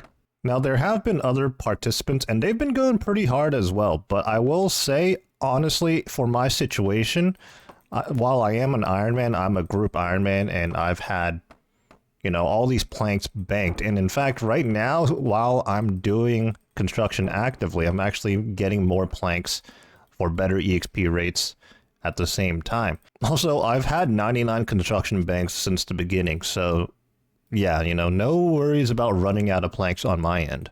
As far as the competition goes, it is just a for fun thing. There's no real like reward, like, you know, you don't get a bond or there's no GP prize or anything like that. What you do get, however, is that you get to pick the next, not skill of the week, but the boss of the week. How it works in the clan is that if you win boss of the week, you get to pick the next skill. And vice versa, if you win skill, you get to pick the next boss. That's about it. That's the only reward you get for winning and bragging rights, I suppose. It mostly serves as an extra layer of motivation for people to skill. And clearly it's working because I'm trying to get 99. Otherwise, I'd still be doing agility right now, which is probably what we're going to do after we're done with construction. All right, we've made about 2,000 mahogany planks on wait for it. So with Amy here, we're going to swap back to expert contracts for the next 2,000 planks, that is. And very conveniently, the task or the contract is in Faldor, and we can hit the bank on the way over there. Actually, I haven't even put them in group storage yet. And there they are, 2027 mahogany planks. I think I have about like 10 in here, so 2037. Let's go ahead and fill up our plank sack here, and I don't know how many planks we're going through per hour, but this should be a good while at least. With this contract, we're going to be picking up our first level of the day, 93 construction. We now make the marble adventure log.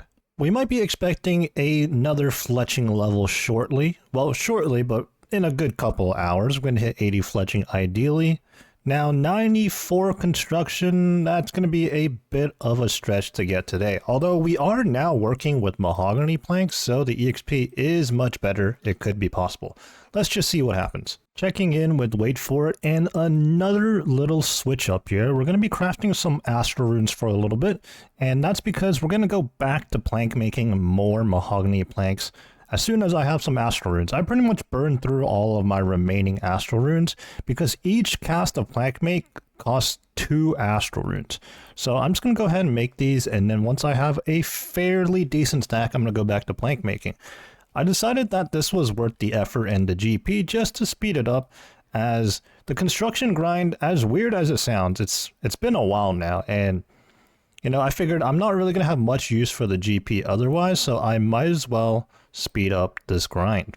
I'm now running low on the mahogany planks again, but I'm making them as I go. So pulling from the group storage right now is going to be another 1,000 steel bars. That's honestly more than we need, but just in case. And then another 1,000 mahogany planks. And like I said, I'm making them as I go right now. So as I make these as I make use of these 1,000, another 1,000 or more is going to be coming in. The constant fletching has brought us down to just over or just at 200,000 arrow shafts remaining, and we're now 80 fletching, another skill into the 80s, and we can now fletch magic short bows and magic veil totems. To be honest, I haven't really touched the veil totem stuff beyond just the initial quest on the release of Varlamore Part 3, I believe is what it was. It feels like an absolute eternity ago that we hit 93 construction, and after many hours later today, we're gonna hit 94 as soon as we speak to Noella.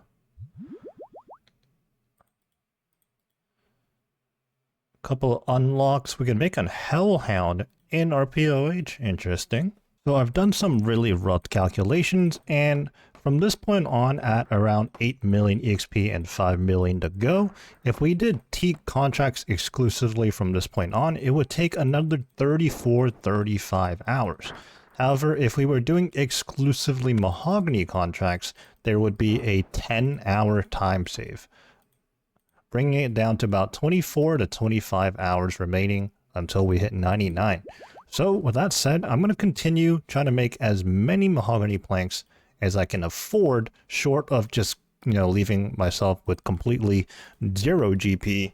I'm going to keep doing that as much as I can while I continue to train, just to bring the hours remaining left. And if we do this, we should be able to get 99 within the skill of the week, which has been our goal from the beginning. I have about 9,000 more mahogany logs sitting in the bank that could be transferred. I don't think I have the funds to do that though, but regardless, even if I did, we're still going to have to do a tiny bit of teaks because simply we just don't have the logs or the planks. I've been autopiloting so hard, I didn't even realize we passed the 2,000 contracts completed milestone. So yeah, it's getting up there and probably at least another 1,000, if not more to go. Another day of doing construction, and today we've reached 1 million, I was going to say 1,000, but no, 1 million headless arrows. Another 154k or so to go, and we're almost done. If I pull an insanely long day today, I could get that done, but more than likely it's going to have to be tomorrow. We're going to get through the bulk of it today though. Working on contract 69 of the day, and after removing this table, building a new one, we're going to hit 95 construction. And it's going to take us another 912k EXP to get to 96. Spirit Tree and Fairy Ring unlocked. That is actually absolutely massive. Pretty significant moment here, as in our inventory I can finally see the exact amount of arrow shafts I have left, and we're under 100,000 now. Oops. I can't tell you how many times I've bopped one of the NPCs in these buildings, but that's another contract done. That was 2,276, 99,410 arrow shafts to go. Seems like it's been another week, and that means time for Tears of Guthix. We're currently 43 sailing, and I expect to pick up maybe 2 levels, if I had to guess. Exactly 200 tears. Let's see how many levels we get. 45 sailing with another 5.6k to go to 46. Couple of new ports we unlock. Here on Wait For It, I've made my way to Miscellanea. This is something that most Ironman honestly should keep up with, but I just haven't done so in the longest time. I do know I did leave this running and then just forgot about it, and I'm here to collect. But before I do that, I'm like 99% sure I didn't have the settings on mahogany logs, and I'm wondering if I can switch it. Okay, so instead of collecting from Advisor Grim here, I'm going to speak to him and ask how my kingdom is faring. It says it's content with an approval rating of 26%. That sounds terrible. He asks, would you like to collect the resources gathered by your subjects? And I want to say no. In which he'll then ask, this is how, or tell me how your subjects are distributing their effort, and this is exactly what I want. So I had it on teaks. I'm gonna switch it to mahogany, and apparently I had maples. I don't really want that. Can I get herbs? The important thing is mahoganies. Let's see. All right, moment of truth. Collect resources, and we do get mahogany logs. Very nice. What a haul right here, honestly. 3.6k mahogany logs, and you know what? Herbs are always good.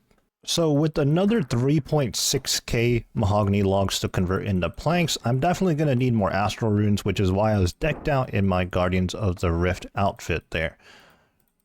I'm still not sure if we're going to have enough mahogany planks to carry us all the way to 99, but at this point, it's a whole lot closer. So I'm going to go ahead and convert all of them into planks, and if I don't have the GP, I'm going to make more GP for it, because at this point I just want construction over and done with. Let's fix this table right up, and there is 96 construction. 3 more levels to go. Nothing too interesting as far as the unlocks go, but I can't wait for that construction cape for unlimited teleports to the POH. And actually, that's not it. Like, everybody always thinks of the, unlimited POH teleport, which in itself is fantastic, but you also have access to all the other POH portals around the map. It's actually very handy. We still have about 63,000 of these arrow shafts, but I knew I was getting close since I have 1,091,000 and some change headless arrows. So I went ahead and did the calculations again, and it looks like we're done with the arrow shafts. I don't know where these extra 63k came from. I think maybe during the Demonic Gorillas Zenyte grind, I already had them sitting on this account or something like that. I don't know. But either way, it's finally time. Let's put away those arrow shafts. Let's put away these feathers. And let's take out all these broad arrowheads. You know what? We're actually 3k short. You know what? That's fine. Well, we can definitely afford to buy 3,000 more arrowheads if it comes down to it. But the fletching EXP is going to come... Wait. You have not unlocked the ability to make broad ammunition. Please tell me I have points. 977. Okay, we're good. Unlocks. I think it's under unlocks. Broader fletching. 300 points. I don't remember this being 300 points. It is what it is. Okay, now. Alright, there we have it. When we were making the headless arrows, each EXP drop right here was 15. Now, it's 150. So the EXP is quite literally going to be 10 times greater. Honestly, I can't believe we finally made it through all those arrow shafts. The EXP gains in both construction and fletching now are going to be absolutely massive. Honestly, it was only moments ago I was talking about switching over to the broad arrowheads, and we were about halfway through level 80 fletching. But, you know what? We made it to the house, but for the purpose of this recording, 4 more fletches. Boom, 81 fletching already. And that is 2050 total. At 81 fletching, we can now fletch rune darts. 82 fletching already. What are we unlocking out of this? Amethyst arrows, absolutely huge. So at one point in time, I thought I could get away with just mining a whole bunch of amethyst and training my fletching up this way, but amethyst mining takes way too long, so that's not really a realistic option. And then I just decided to do broad arrows like I have in the past. It's just too difficult, too long of a time investment to get the amount of amethyst arrows I would need. While the broad arrows did cost a lot of GP, I got it in a relatively quick fashion, so yeah, now we're well underway to 99 fletching. I've been a bit busy today with other things, but still pretty good gains so far. 83 fletching, and we're going to be picking up a construction level in less than an hour, maybe 30 minutes or so. And here it comes, 97 construction. Just 2 levels to go. We're now 2053 total levels, so we're getting up there. We now make a marble spiral staircase, I'm assuming. And here comes... Oh wow, stopped myself short. Let me get in the house. 1 more fletch. 84 fletching. Amethyst javelin's not going to be making that. Rosewood blowpipe, which is pretty interesting. I don't know if I'm ever going to make one. Dragon bolts, okay. Another day and the construction and fletching gains continue. Right now we're working our way towards 98 construction, but there is 85 fletching. As far as our max Grandmaster account goes, I haven't checked into this account too much recently, but we did, make all our mahogany planks, and I think I should have 99 bank now through mahogany planks exclusively, and that was thanks to having the Kingdom loaded, which, I had completely forgot about, but one day I just remembered. We're back to blue dragons now, though. As you can see, we're continuing to farm up prayer EXP. If we do the Wildy altar method, we should be pretty close now, but I think, well, I've been thinking a lot about this, and I'm probably going to do a mixture of the Varlamore method as well as the Wildy altar. I'm just going to do as much Wildy altar as I can bear, and it's also dependent on how it goes. If it's very active, a lot of PKers or not, we'll just have to see. But I'm definitely going to save myself some time by doing the Wildy altar, but I definitely don't plan on being there the entirety of the grind. Once again, not as much time to do Mahogany Homes today, but 98 construction. We made it. One more level to go. Obsidian Garden Bench. It is a decoration only, and that sounds very expensive. But the reason why I haven't had much time to do Mahogany Homes and construction training the last couple of days is I've been working on a lot of combat achievements, not for myself, but a clanmate on their road to Grandmaster. And as I'm speaking at this point, they're actually one task away from becoming Grandmaster. We just got done with Perfect Theater of Blood, and the last couple of days we were doing the hard mode CAs, and I was pretty inclined to help because, for one thing, they definitely tried to help me, and two, I was in that position before where a lot of my last remaining CAs were team orientated, and it was very difficult to find teams, so I know what that experience was like. So I went ahead and potted some. But yeah, now he's just one task away from becoming Grandmaster, and just like I did, where I just arbitrarily left a task for last, he is gonna do Awaken Brutus, assuming it counts as a regular KC, to collect Grandmaster. Now, he actually had the discipline to wait until like a more normal hour, whereas I just went ahead and did it at 5 in the morning. Fletching levels absolutely flying by. This one crept up on me. Didn't even see it coming. 86 fletching. What do we unlock? Apparently nothing. A little over 6 hours to go in the skill of the week. Picking up 87 fletching here. What do we unlock?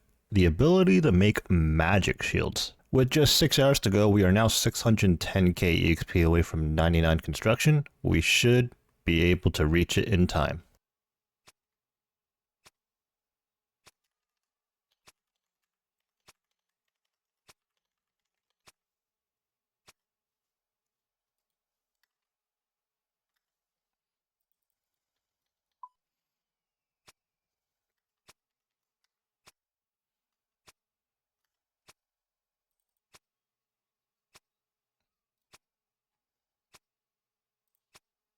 We are currently less than an hour away from 99 construction, but first things first, we're picking up another fletching level, level 88. Once again, nothing. Okay, for the last 2 levels, we haven't had any special unlocks, but a level is a level, one step closer to 99. And as far as the skill of the week competition goes, there's still 2 hours and 20 minutes left, so we have plenty of time to spare. The time has finally arrived. But wait. You might be wondering why I'm at Otto's Grotto, because not only is it time for 99 construction, but it's also time for 99 fishing.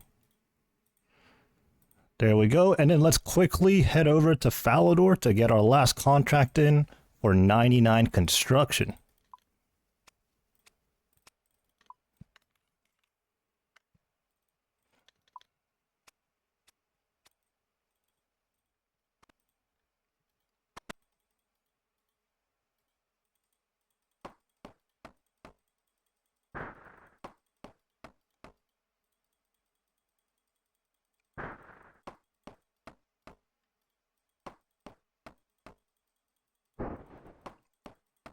And here we go. Let's talk to Larry here.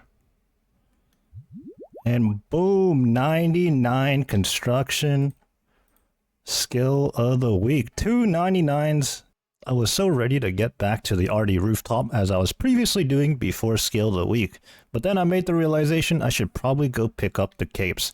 I actually had to transfer GP over from one account to the other. And right now, across both accounts, I have less than 1 mil GP, so I am very, very poor right now. So picking up the fishing cape, honestly, I love this color. And let's go pick up the best skilling cape in the game, which is the construction cape. I actually don't quite remember where to go. I'm gonna say maybe it's any of the estate agents? I don't know. Let's go to Falador. I feel like this would make sense. If not, I'm gonna say it's the Varrock one, if it's not this. Can I talk to you? You have the cape. Can you sell me a skill cape of construction? There we go. Currently, certainly that sounds fair. And yep, by far, this is the best skill cape in the game. Correct me if I'm wrong. On our group Ironman, we are fresh off of completing 99 construction, obtaining arguably the best skill cape in the game. Now we return to agility, working our way to 99, as well as setting up other grinds for the future, such as mining with the prospector's outfit. Picking up another level here at the Motherlode Mine, level 74. We're still working on the nuggets we need to increase the sack size here, and then we'll be working on the prospector's outfit. Post skill of the week construction grind, we've been parked here at the Motherlode Mine. While I intended to do more agility, the last couple of days I've been more inclined to just chill here at the Motherlode Mine because it's so cozy, and honestly after grinding so hard for a full week, getting 299s, on top of potting hard mode top and perfect top CAs for a clanmate, I'm pretty tired right now, I gotta say. So the Motherlode Mine is nice and cozy, and with this batch, we should have enough nuggets. Let's go ahead and check the bank. Nuggets, 203. We have more than enough to speak to Prospector Percy here. And we're going to be unlocking the bigger sack, which costs 200 nuggets. This is going to be well worth it, as we still have to stick around for the full Prospector's outfit, as well as the coal bag and the gem bag. 75 mining. We can now mine ancient essence. I gotta tell you, I tried that one time. It is not worth it in the slightest. You're better off farming more muspa. Wow, I did not expect this level coming at all. I just clicked on the rock and I completely left my desk. I come back who knows how many minutes later. Level 76 mining. Another day at the Motherlode Mines. I decided I'm going to stay here until I'm entirely done with Motherlode Mine before I move back to other things. And I've been doing a lot of mobile, so as such I have 98 golden nuggets again, after spending points for the bigger sack. So let's speak to Prospector Percy here. And with 98, let's see what we can actually purchase. The helmet's 40, the jacket is 60. I'll probably go for the jacket first then. Yeah, in this case, we can afford the jacket and the boots, so let's go ahead and do that. That is 2 collection logs as well. Very nice. Let's get back to mining. We're still going to be primarily focusing on agility, particularly when I'm actively playing the game. When I'm doing something else, trying to multitask or whatever, I'll head back to the Motherlode Mine to finish out our prospector set, as well as the gem bag and coal bag. But as far as agility goes, we're sitting at 96 agility right now, with 300,000 and some change EXP to go to 97, and we're going to try to get that to 99 first. I mean, it's probably been a while now where I'm like, yeah, we got to get agility done, but you know, skill of the week came up, and you know, we also leveled some other skills up, but it's finally time to just focus down on the remaining EXP, which is actually another 2.7 million EXP to go or so. So hopefully we'll get that done relatively soon. Agility is just like thieving, one of those skills that aren't necessarily my favorite, so I would like to get it out the way, just so the rest of the maxing grind is a little bit better for me personally. The next skill I would like to get done soon-ish though is Slayer, and we're currently only sitting at 88. The first time around on my normal account, when I first maxed, I left Slayer for last, and in hindsight, that was a big mistake because I found myself burning out super hard on that account, going for 99 Slayer as the last skill. So on Wait For It, I actually left woodcutting, which is actually one of my favorite skills. I don't know, I think it's just a touch of nostalgia when it comes to that skill, because I used to do a lot of woodcutting back in like the mid-2000s and whatnot in this game. So on Wait For It, I left woodcutting for last, and that was really enjoyable. I'm not sure what order I'm going to be doing skills this time around on this account, but I'm definitely making a point to get the skills that I don't like as much out of the way first. So agility and then Slayer at some point. As far as things on Wait For It goes, we're still at the Blue Dragons, and to be honest, I haven't been doing this as much as I should. I've been doing a lot of bank standing or even not being logged in at all on this account, so I haven't been super active farming the Prayer EXP, and as such, we still have a ways to go, especially if we're doing Blessed Bone Shards, which we're currently at 9.4 million EXP banked. At this point though, I think if we solely did the Wilderness Altar, we do have enough bones banked, but I'm going to keep going so that the less time I spend in the wilderness, the better, to be honest. The sooner we get done with collecting all these bones, the sooner we can get to another grind on this account. I haven't done much on this account lately. You know, all the focus has been on 416 Hero on the road to max. And I did initially say I'd be doing whatever I wanted on this account, but obviously I had to collect prayer EXP, so yeah, here we are. But the sooner we're done with that, the sooner we can go find something else to do, until there might be something else that will require the assistance of this maxed account. But we'll just see what happens. And this is going to be 5,000 laps here at the RD rooftops. Oh, and that is 89 fletching. No new unlocks at this level. Late into night, currently working on lap 5,248. And at some point during this lap, maybe the end of it, we're going to be reaching level 97 agility. Pretty long animation as I'm hopping over the stalls here, but there we go. Finish out the lap, 97 agility. Brings us to a total level of 2,067 with just 2 levels to go, so 99. Many more hours though. Still missing 2 pieces of the Prospector outfit, but we're working towards it as we hit 77 mining. No new unlocks. Another day, another mining level. This one, level 78. We can now mine Infernal Shale, which is actually pretty huge. For those that don't know, that is for Oath Plate. Oath Plate armor is unique in the sense that you can actually craft it, so there's a little bit of RNG protection there. Most times, you're going to end up with 2 armor pieces, and then you can craft a third. After picking up that mining level, it's back onto the rooftops for today. We're currently 97 agility, and we are over 1 million EXP removed from 98. These 2 last levels are probably going to take over 40 hours. Less than that if I was truly super efficient, but I don't know how many people are ever going to play that way. And if they were, they would probably be doing Hallowed Sepulchre right now and not RD rooftops. So here I am, you know, getting in a little bit of fletching here and there, which is adding up. We're already on our way to 90 fletching, but we're definitely not going to be able to get through all these headless arrows and the broad arrows by the time we're 99. We're probably going to have to do some fletching during our runecrafting grind. While we continue to run these laps, I guess it's a perfect time to kind of explain what our future plans are. I mean, obviously the end goal is to max before Raids 4, whether that happens or not, you know, whatever, but that's our goal. Our immediate goal right now is 99 agility, obviously, and then we're likely gonna go around and pick up the various skilling outfits. So we've already been kind of working on the Prospector's outfit, in which we're only 2 pieces away now.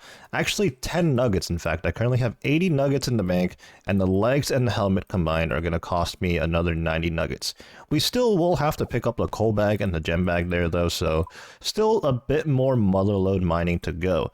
After that, to be honest, I might try to stick out with motherlode mining a bit more, but star mining is truly one of the most AFK things to do in the game, so I will likely be doing that for the bulk of the mining grind.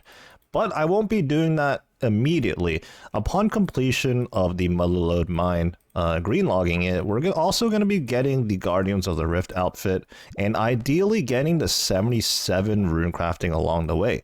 I'm not really sure what's going to come first, 77 runecrafting or the outfit, but either way, we're going to get the outfit and hit 77 and then move to Zaya runecrafting. I'm definitely going to do runecrafting before mining, as Zaya runecrafting actually nets you a little bit of mining and crafting EXP, which is why I've left crafting at 90. It's not going to carry us all the way to 99, obviously, but it is a fair amount of both mining and crafting EXP, so I'm trying to be a little macro efficient on that. Just as we did working on fishing before finishing up agility, because barbarian fishing gave us a tiny bit of agility EXP.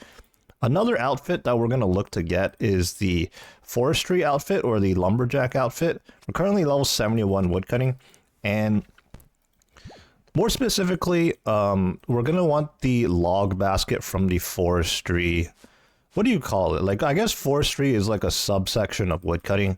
We definitely want the log basket. It's not even so much the actual outfit. Another thing we're going to look to acquire sometime soon is in the herb lore skill. Again, it's not so much the outfit. That one's actually purely a cosmetic. It doesn't offer anything. But what we do want is the prescription goggles, as well as the amulet, in which the name escapes me right now. But those things are very, very valuable in terms of herb lore and saving resources and whatnot. Between those herb lore prescription goggles and the amulet, and the Guardians of the Rift outfit, those two things are probably the two best outfits or, just pieces of gear to get for skilling I can think of. I don't know if I'm leaving anything else out right now. I don't think so. That just about covers everything. I know there is a hunter outfit, but I just plan on doing birdhouses all the way, so that's kind of a non-factor there. But yeah, that's what we're going to look to do, and at some point, we are going to have to do a whole lot more questing, not only for just general content unlocks. Like, for example, we can't even do Tombs of a Masket right now, the third raid in the game, and we're 27 quests away from the quest cape, which is a very important thing to achieve for the Lumbridge Elite Diary. So lots of things ahead on top of just outright skilling, lots of things to do, and we'll have to figure out when the best time to do all these things is going to be. Today, I actually did a lot more agility than mining, but unfortunately not even that much agility either, as I spent most of my time doing Team Challenge Mode Chambers of Xerix on the other account. So the prayer gains aren't that big there either. And to make matters worse, we didn't even see a purple. But right now, late into the night, it's time to do some more motherlode mine, and it turns out we have 98 gold nuggets. I've been doing a lot of mining on mobile recently, just as we did with fishing on mobile, and it turns out we have 98, and I think that's more than enough to get our remaining pieces, the legs, as well as the helmet. So that is 2 collection logs right there, and the full Prospector's set. Now there's just 2 remaining things to get, that being the coal bag, which is worth 100 nuggets, and the gem bag, which is also 100 nuggets. So that could be a while. Good news though is now we have bonus EXP from the Prospector's outfit, so mining gains are going to increase. We're currently level 78. Funny little thing, I still have Amy's saw in my offhand, even though we've been done with construction for a while now. I just never de-equipped it. Once again, that time for a birdhouse run, and we're finally getting another level. These are few and far in between, but 92 hunter, there we go. That puts us at 2070 total level. Behind the scenes, I've actually been doing a whole ton of raiding. Unfortunately, nothing to show for, but I can show you 90 fletching. I think this might be a pretty big milestone too, actually. Yep, dragon arrows and amethyst darts. That is actually massive. In the motherlode mines, we're picking up another mining level, 79 now. No new unlocks on that one, but we'll keep going. Now, I've been coming to the motherlode mine late at night, just because I think it's a chill activity to do, but it's actually a little bit annoying. During these hours, there's not too many people online here at the motherlode mine, and as such, I find myself constantly having to repair the wheel. You know, when there's more people online, it's kind of a group effort thing. You know, occasionally you might have to go do it, but it just seems like I'm constantly having to go do that when there's only like just me or like 1 or 2 other people here. So yeah, maybe I'm going to go back to the rooftops at night. We're still 524k EXP away from 98. And then what is it? Like another 1.2 mil or so from 98 to 99. So that's a lot of hours left at the RD rooftop course. Checking in at the Motherlode mine with 104 nuggets. So we're going to be able to pick up either the coal bag or the gem bag. There are 100 nuggets each respectively. I think I'm going to go ahead and get the gem bag first. So there we have it. Another collection log, 152 on this account now. Now, to be honest, I'm very, very tempted to go ahead and leave the Motherlode mine now, because to be honest, at this point, the coal bag, we don't have too much use for it. We already did our smithing grind, but maybe some point down in the future of this account, we may require a coal bag, and we would wish we got one. So I feel like if I don't go ahead and grind out the coal bag now, I might not ever end up getting it. So after purchasing the gem bag, we actually have 4 nuggets left over, so another 96 to go. And with that being said, let's keep mining. After we do claim the coal bag though, we're going to be training mining through different means. A new idea has sprung up. A clanmate has suggested to me to do calcified rocks for mining, which will also give us a little bit of prayer EXP. So that is something to consider as well as to how many bones we need to be collecting right now. It is that time of the week to do Tears of Guthix again. Currently we are 45 sailing, and that is most definitely our lowest skill, just below 50 defense. So let's see if we can pick up a level or 2 from this. Oh wow, this is going to be a new PB. Previous one 206, this time around 208, and we're going to get 1 full sailing level, almost to 47 actually, and that's going to put us at a total level of 2073. Well, we're going to have to wait another week for Tears of Guthix. We can definitely still do it as long as we're under 50 defense. We are moving away from 50 defense soon, but not quite yet. Now let's head back to the RD rooftop. So clearly most of my attention has been placed on 416 Hero while we're skilling to max. On this account, however, we've been farming bones, and well, to be honest, sometimes I just don't feel like farming the bones. It's not exactly the most interesting thing in the game to do, especially having done it one time already and doing it all over again. So I find myself standing around doing nothing on this account, racking up playtime, except not actually playing on the account. So now that I'm kind of more aware of that, I'm trying to keep myself busy. As an Ironman, there's always stuff to do.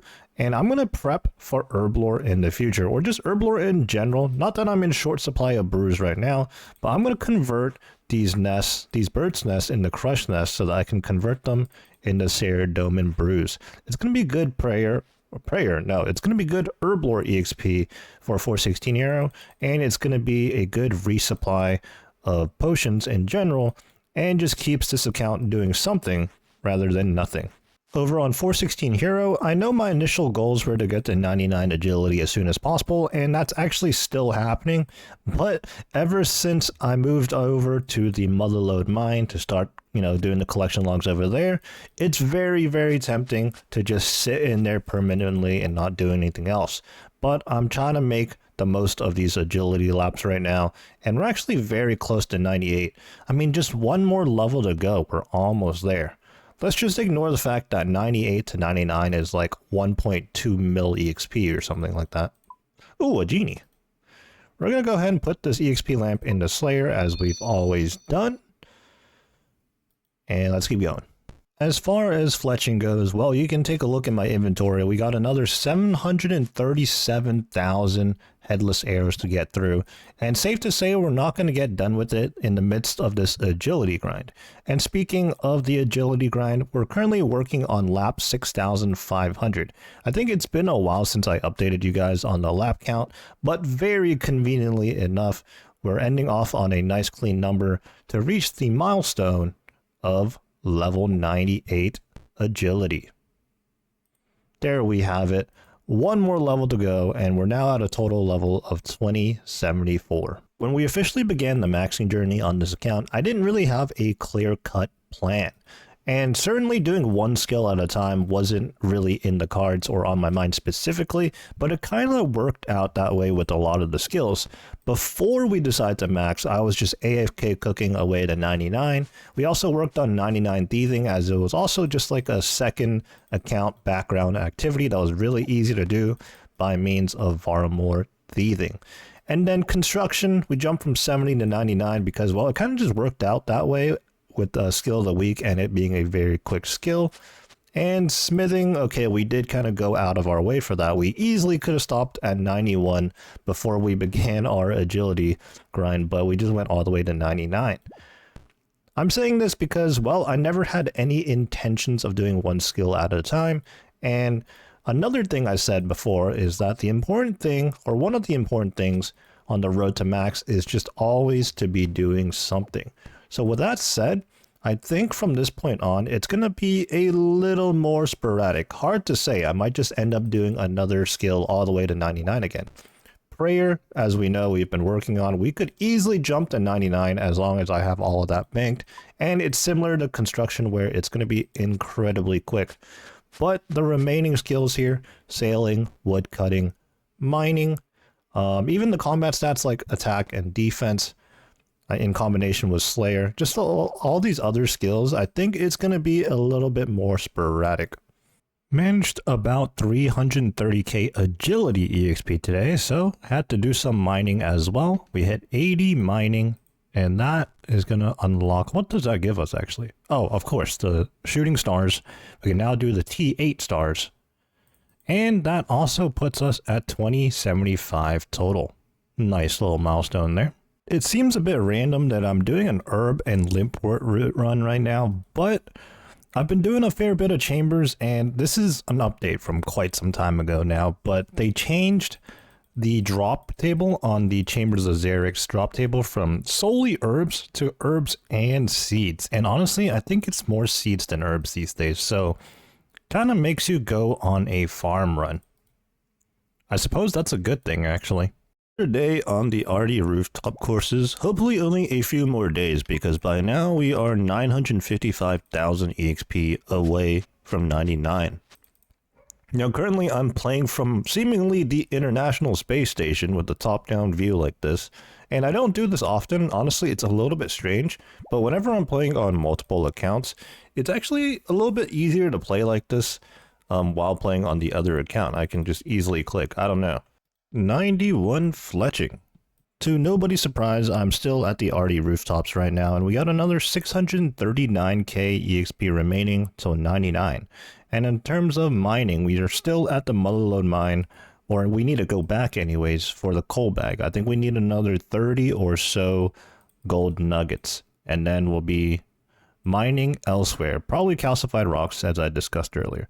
But nevertheless, while I'm doing agility here, let me overlay some clips of me doing some raids on the maxed account. We've been doing a lot of Theater of Blood and a lot of chambers, challenge mode and regular alike with clanmates and solo, just to fill the time. Yes, while I am focused on raiding and trying to do agility in the background, my agility EXP rates do take a hit. I think it's well worth it because at this point in time, the motivation, or I don't know, maybe motivation is not the right word, but the ability to just focus and get efficient agility rates, it's not that great right now. So in a weird way, like preoccupying myself with doing raids, which is a little bit more fun and enjoyable, has helped me continue to gain agility EXP. So yeah, that's kind of where we're at now. I've said this before and I'll say it again, the road to max is a long and sometimes boring grind, and I feel like we're definitely in that stage of a little bit of boredom right now. We're trying to finish out agility as quickly as possible, and we're looking ahead to do Slayer. Now personally, I'm not looking forward to Slayer really, and it's something I want to get out of the way done as soon as possible.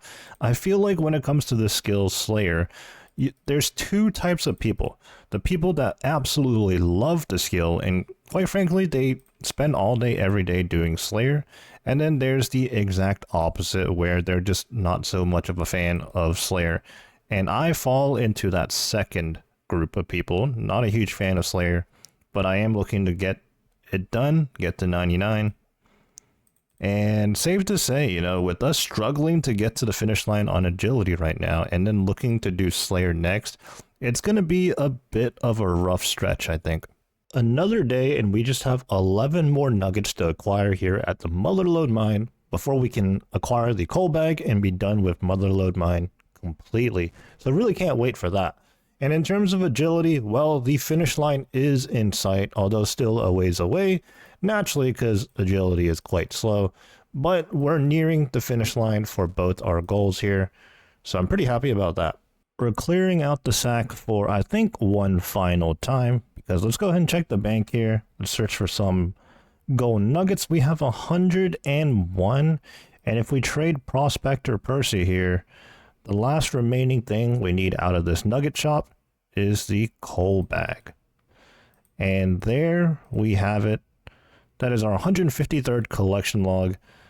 Coal bag acquired, gem bag sitting in our inventory. Obviously, we're wearing the full prospector's outfit, and we even have everything else unlocked, unless for some reason the soft clay pack and the bag full of gems are collection logs. But even if they were so, I currently don't care for them too much. Let's head back to the agility rooftops and finish out agility there. Under 500k EXP to go now. And just as we've done the last couple of days, while I was doing agility, I potted some raids, and the theme today was Theater of Blood and hard mode Theater of Blood. We did manage to pull a purple, well, not me specifically, but the team did, so I get a nice little split from that. And it was nice to do some hard mode TOB again, because actually it's been a little while since I've done those. A little interesting thing about our top KC was we had intentionally left ourselves at exactly 1000 KC for the longest time, leaving room to do only hard mode TOB up to 1000 so that we would get the TOB 2000 in KC cape, having a clean 1000 in both regular and hard mode. Well, that plan is out the window. I'm now well over 1000 KC in regular mode, and that's because I started doing some combat achievements with some clanmates. And you know what? That's okay. Now I can just pot regular and hard mode TOB alike more freely until we're up to 2000. We're currently, I don't know, about 250 or so give or take KC away. So, I mean, I would say it's going to come sooner than later, but we've definitely slowed down on the amount of TOB we've been doing. Fresh out of a Theater of Blood session, unfortunately, no purples. But this is going to be our final lap here at the Arty Rooftop course. Picked up that Marks of Grace. Now I'm falling behind some other people here. But with just 400 or so EXP to go, we're going to finish out the lap. And we should be hitting 99 agility. 7,882 laps here at the Arty Rooftop course. And there we have it. What a long grind this was. I feel like we ended up doing so many other things while trying to go for 99 agility. We had a lot of side missions, a lot of side 99s. Like we got 99 construction, 99 smithing, things of that nature. But yeah, we can go ahead and pick up our skill cape now. I haven't picked up the agility cape yet. That was probably something I should have did right away. Instead, I continued skilling. We're on the mining right now, and we're also done with Motherlode Mine on top of getting 99 agility recently, so a lot of progress there. But we're currently star mining because we want to get the Celestial Ring. Is that what it's called? You know, the mining ring. You guys know what I'm talking about. So I want to get that, and then we're going to have to do Perilous Moons on this account. That's right, we haven't done the quest to get Perilous Moons, or to do Perilous Moons, so we're going to have to do that. And that's going to unlock the Camtorum area, if I'm not mistaken, which also offers the Bone Shard mining that I've mentioned a few times before. But right now, I'm just going to look to chill out for a little bit because it was a big day of tobbing and a big day of agility gains, and we'll be continuing the maxing grind shortly. I mean, I'm still making progress right now, but obviously star mining is very laid back. Alright, with the end of the agility grind, we really gotta properly close it out. But first, a birdhouse run, can never not do these. We've been doing so many birdhouse runs, we're now just under halfway there to level 93 hunter. Pretty good progress, considering that, you know, this is something we only do every 50 minutes or so. And we've still been fletching as much as we can. Not all the time, though, as I started slacking off on that. And when I was multitasking, like doing Theater of Blood, I certainly wasn't fletching and doing agility in the middle of a TOB run. Still doing the laps, albeit a little bit inefficiently. So with fletching, we are now 91 fletching, and we're actually pretty close to 92. It won't be long before then. And we've made our way to Brimhaven because this is where we're going to pick up the 99 agility cape. with the Parrot, I believe. The Brimhaven Agility course. I never personally did this beyond doing like a quick run here for like a diary task or something. But here we go. Captain Izzy Nobeard. We talked to her, him, her, I don't know. But we ask about the skill cape. And I think maybe this time we don't actually talk to the Parrot. But there we go. We have the cape. And for those interested, there is a unique blue color variant of Graceful here that you could pick up if that's something that interests you. But there we have it, the Agility Cape. And one final thing, let's hit the bank. How many marks of grace do we have? 3,649. That is going to be so many staminas for us. Good Herblore EXP once we convert these into the... What are they called? Something crystals. Amylase? Yeah, let's go with that.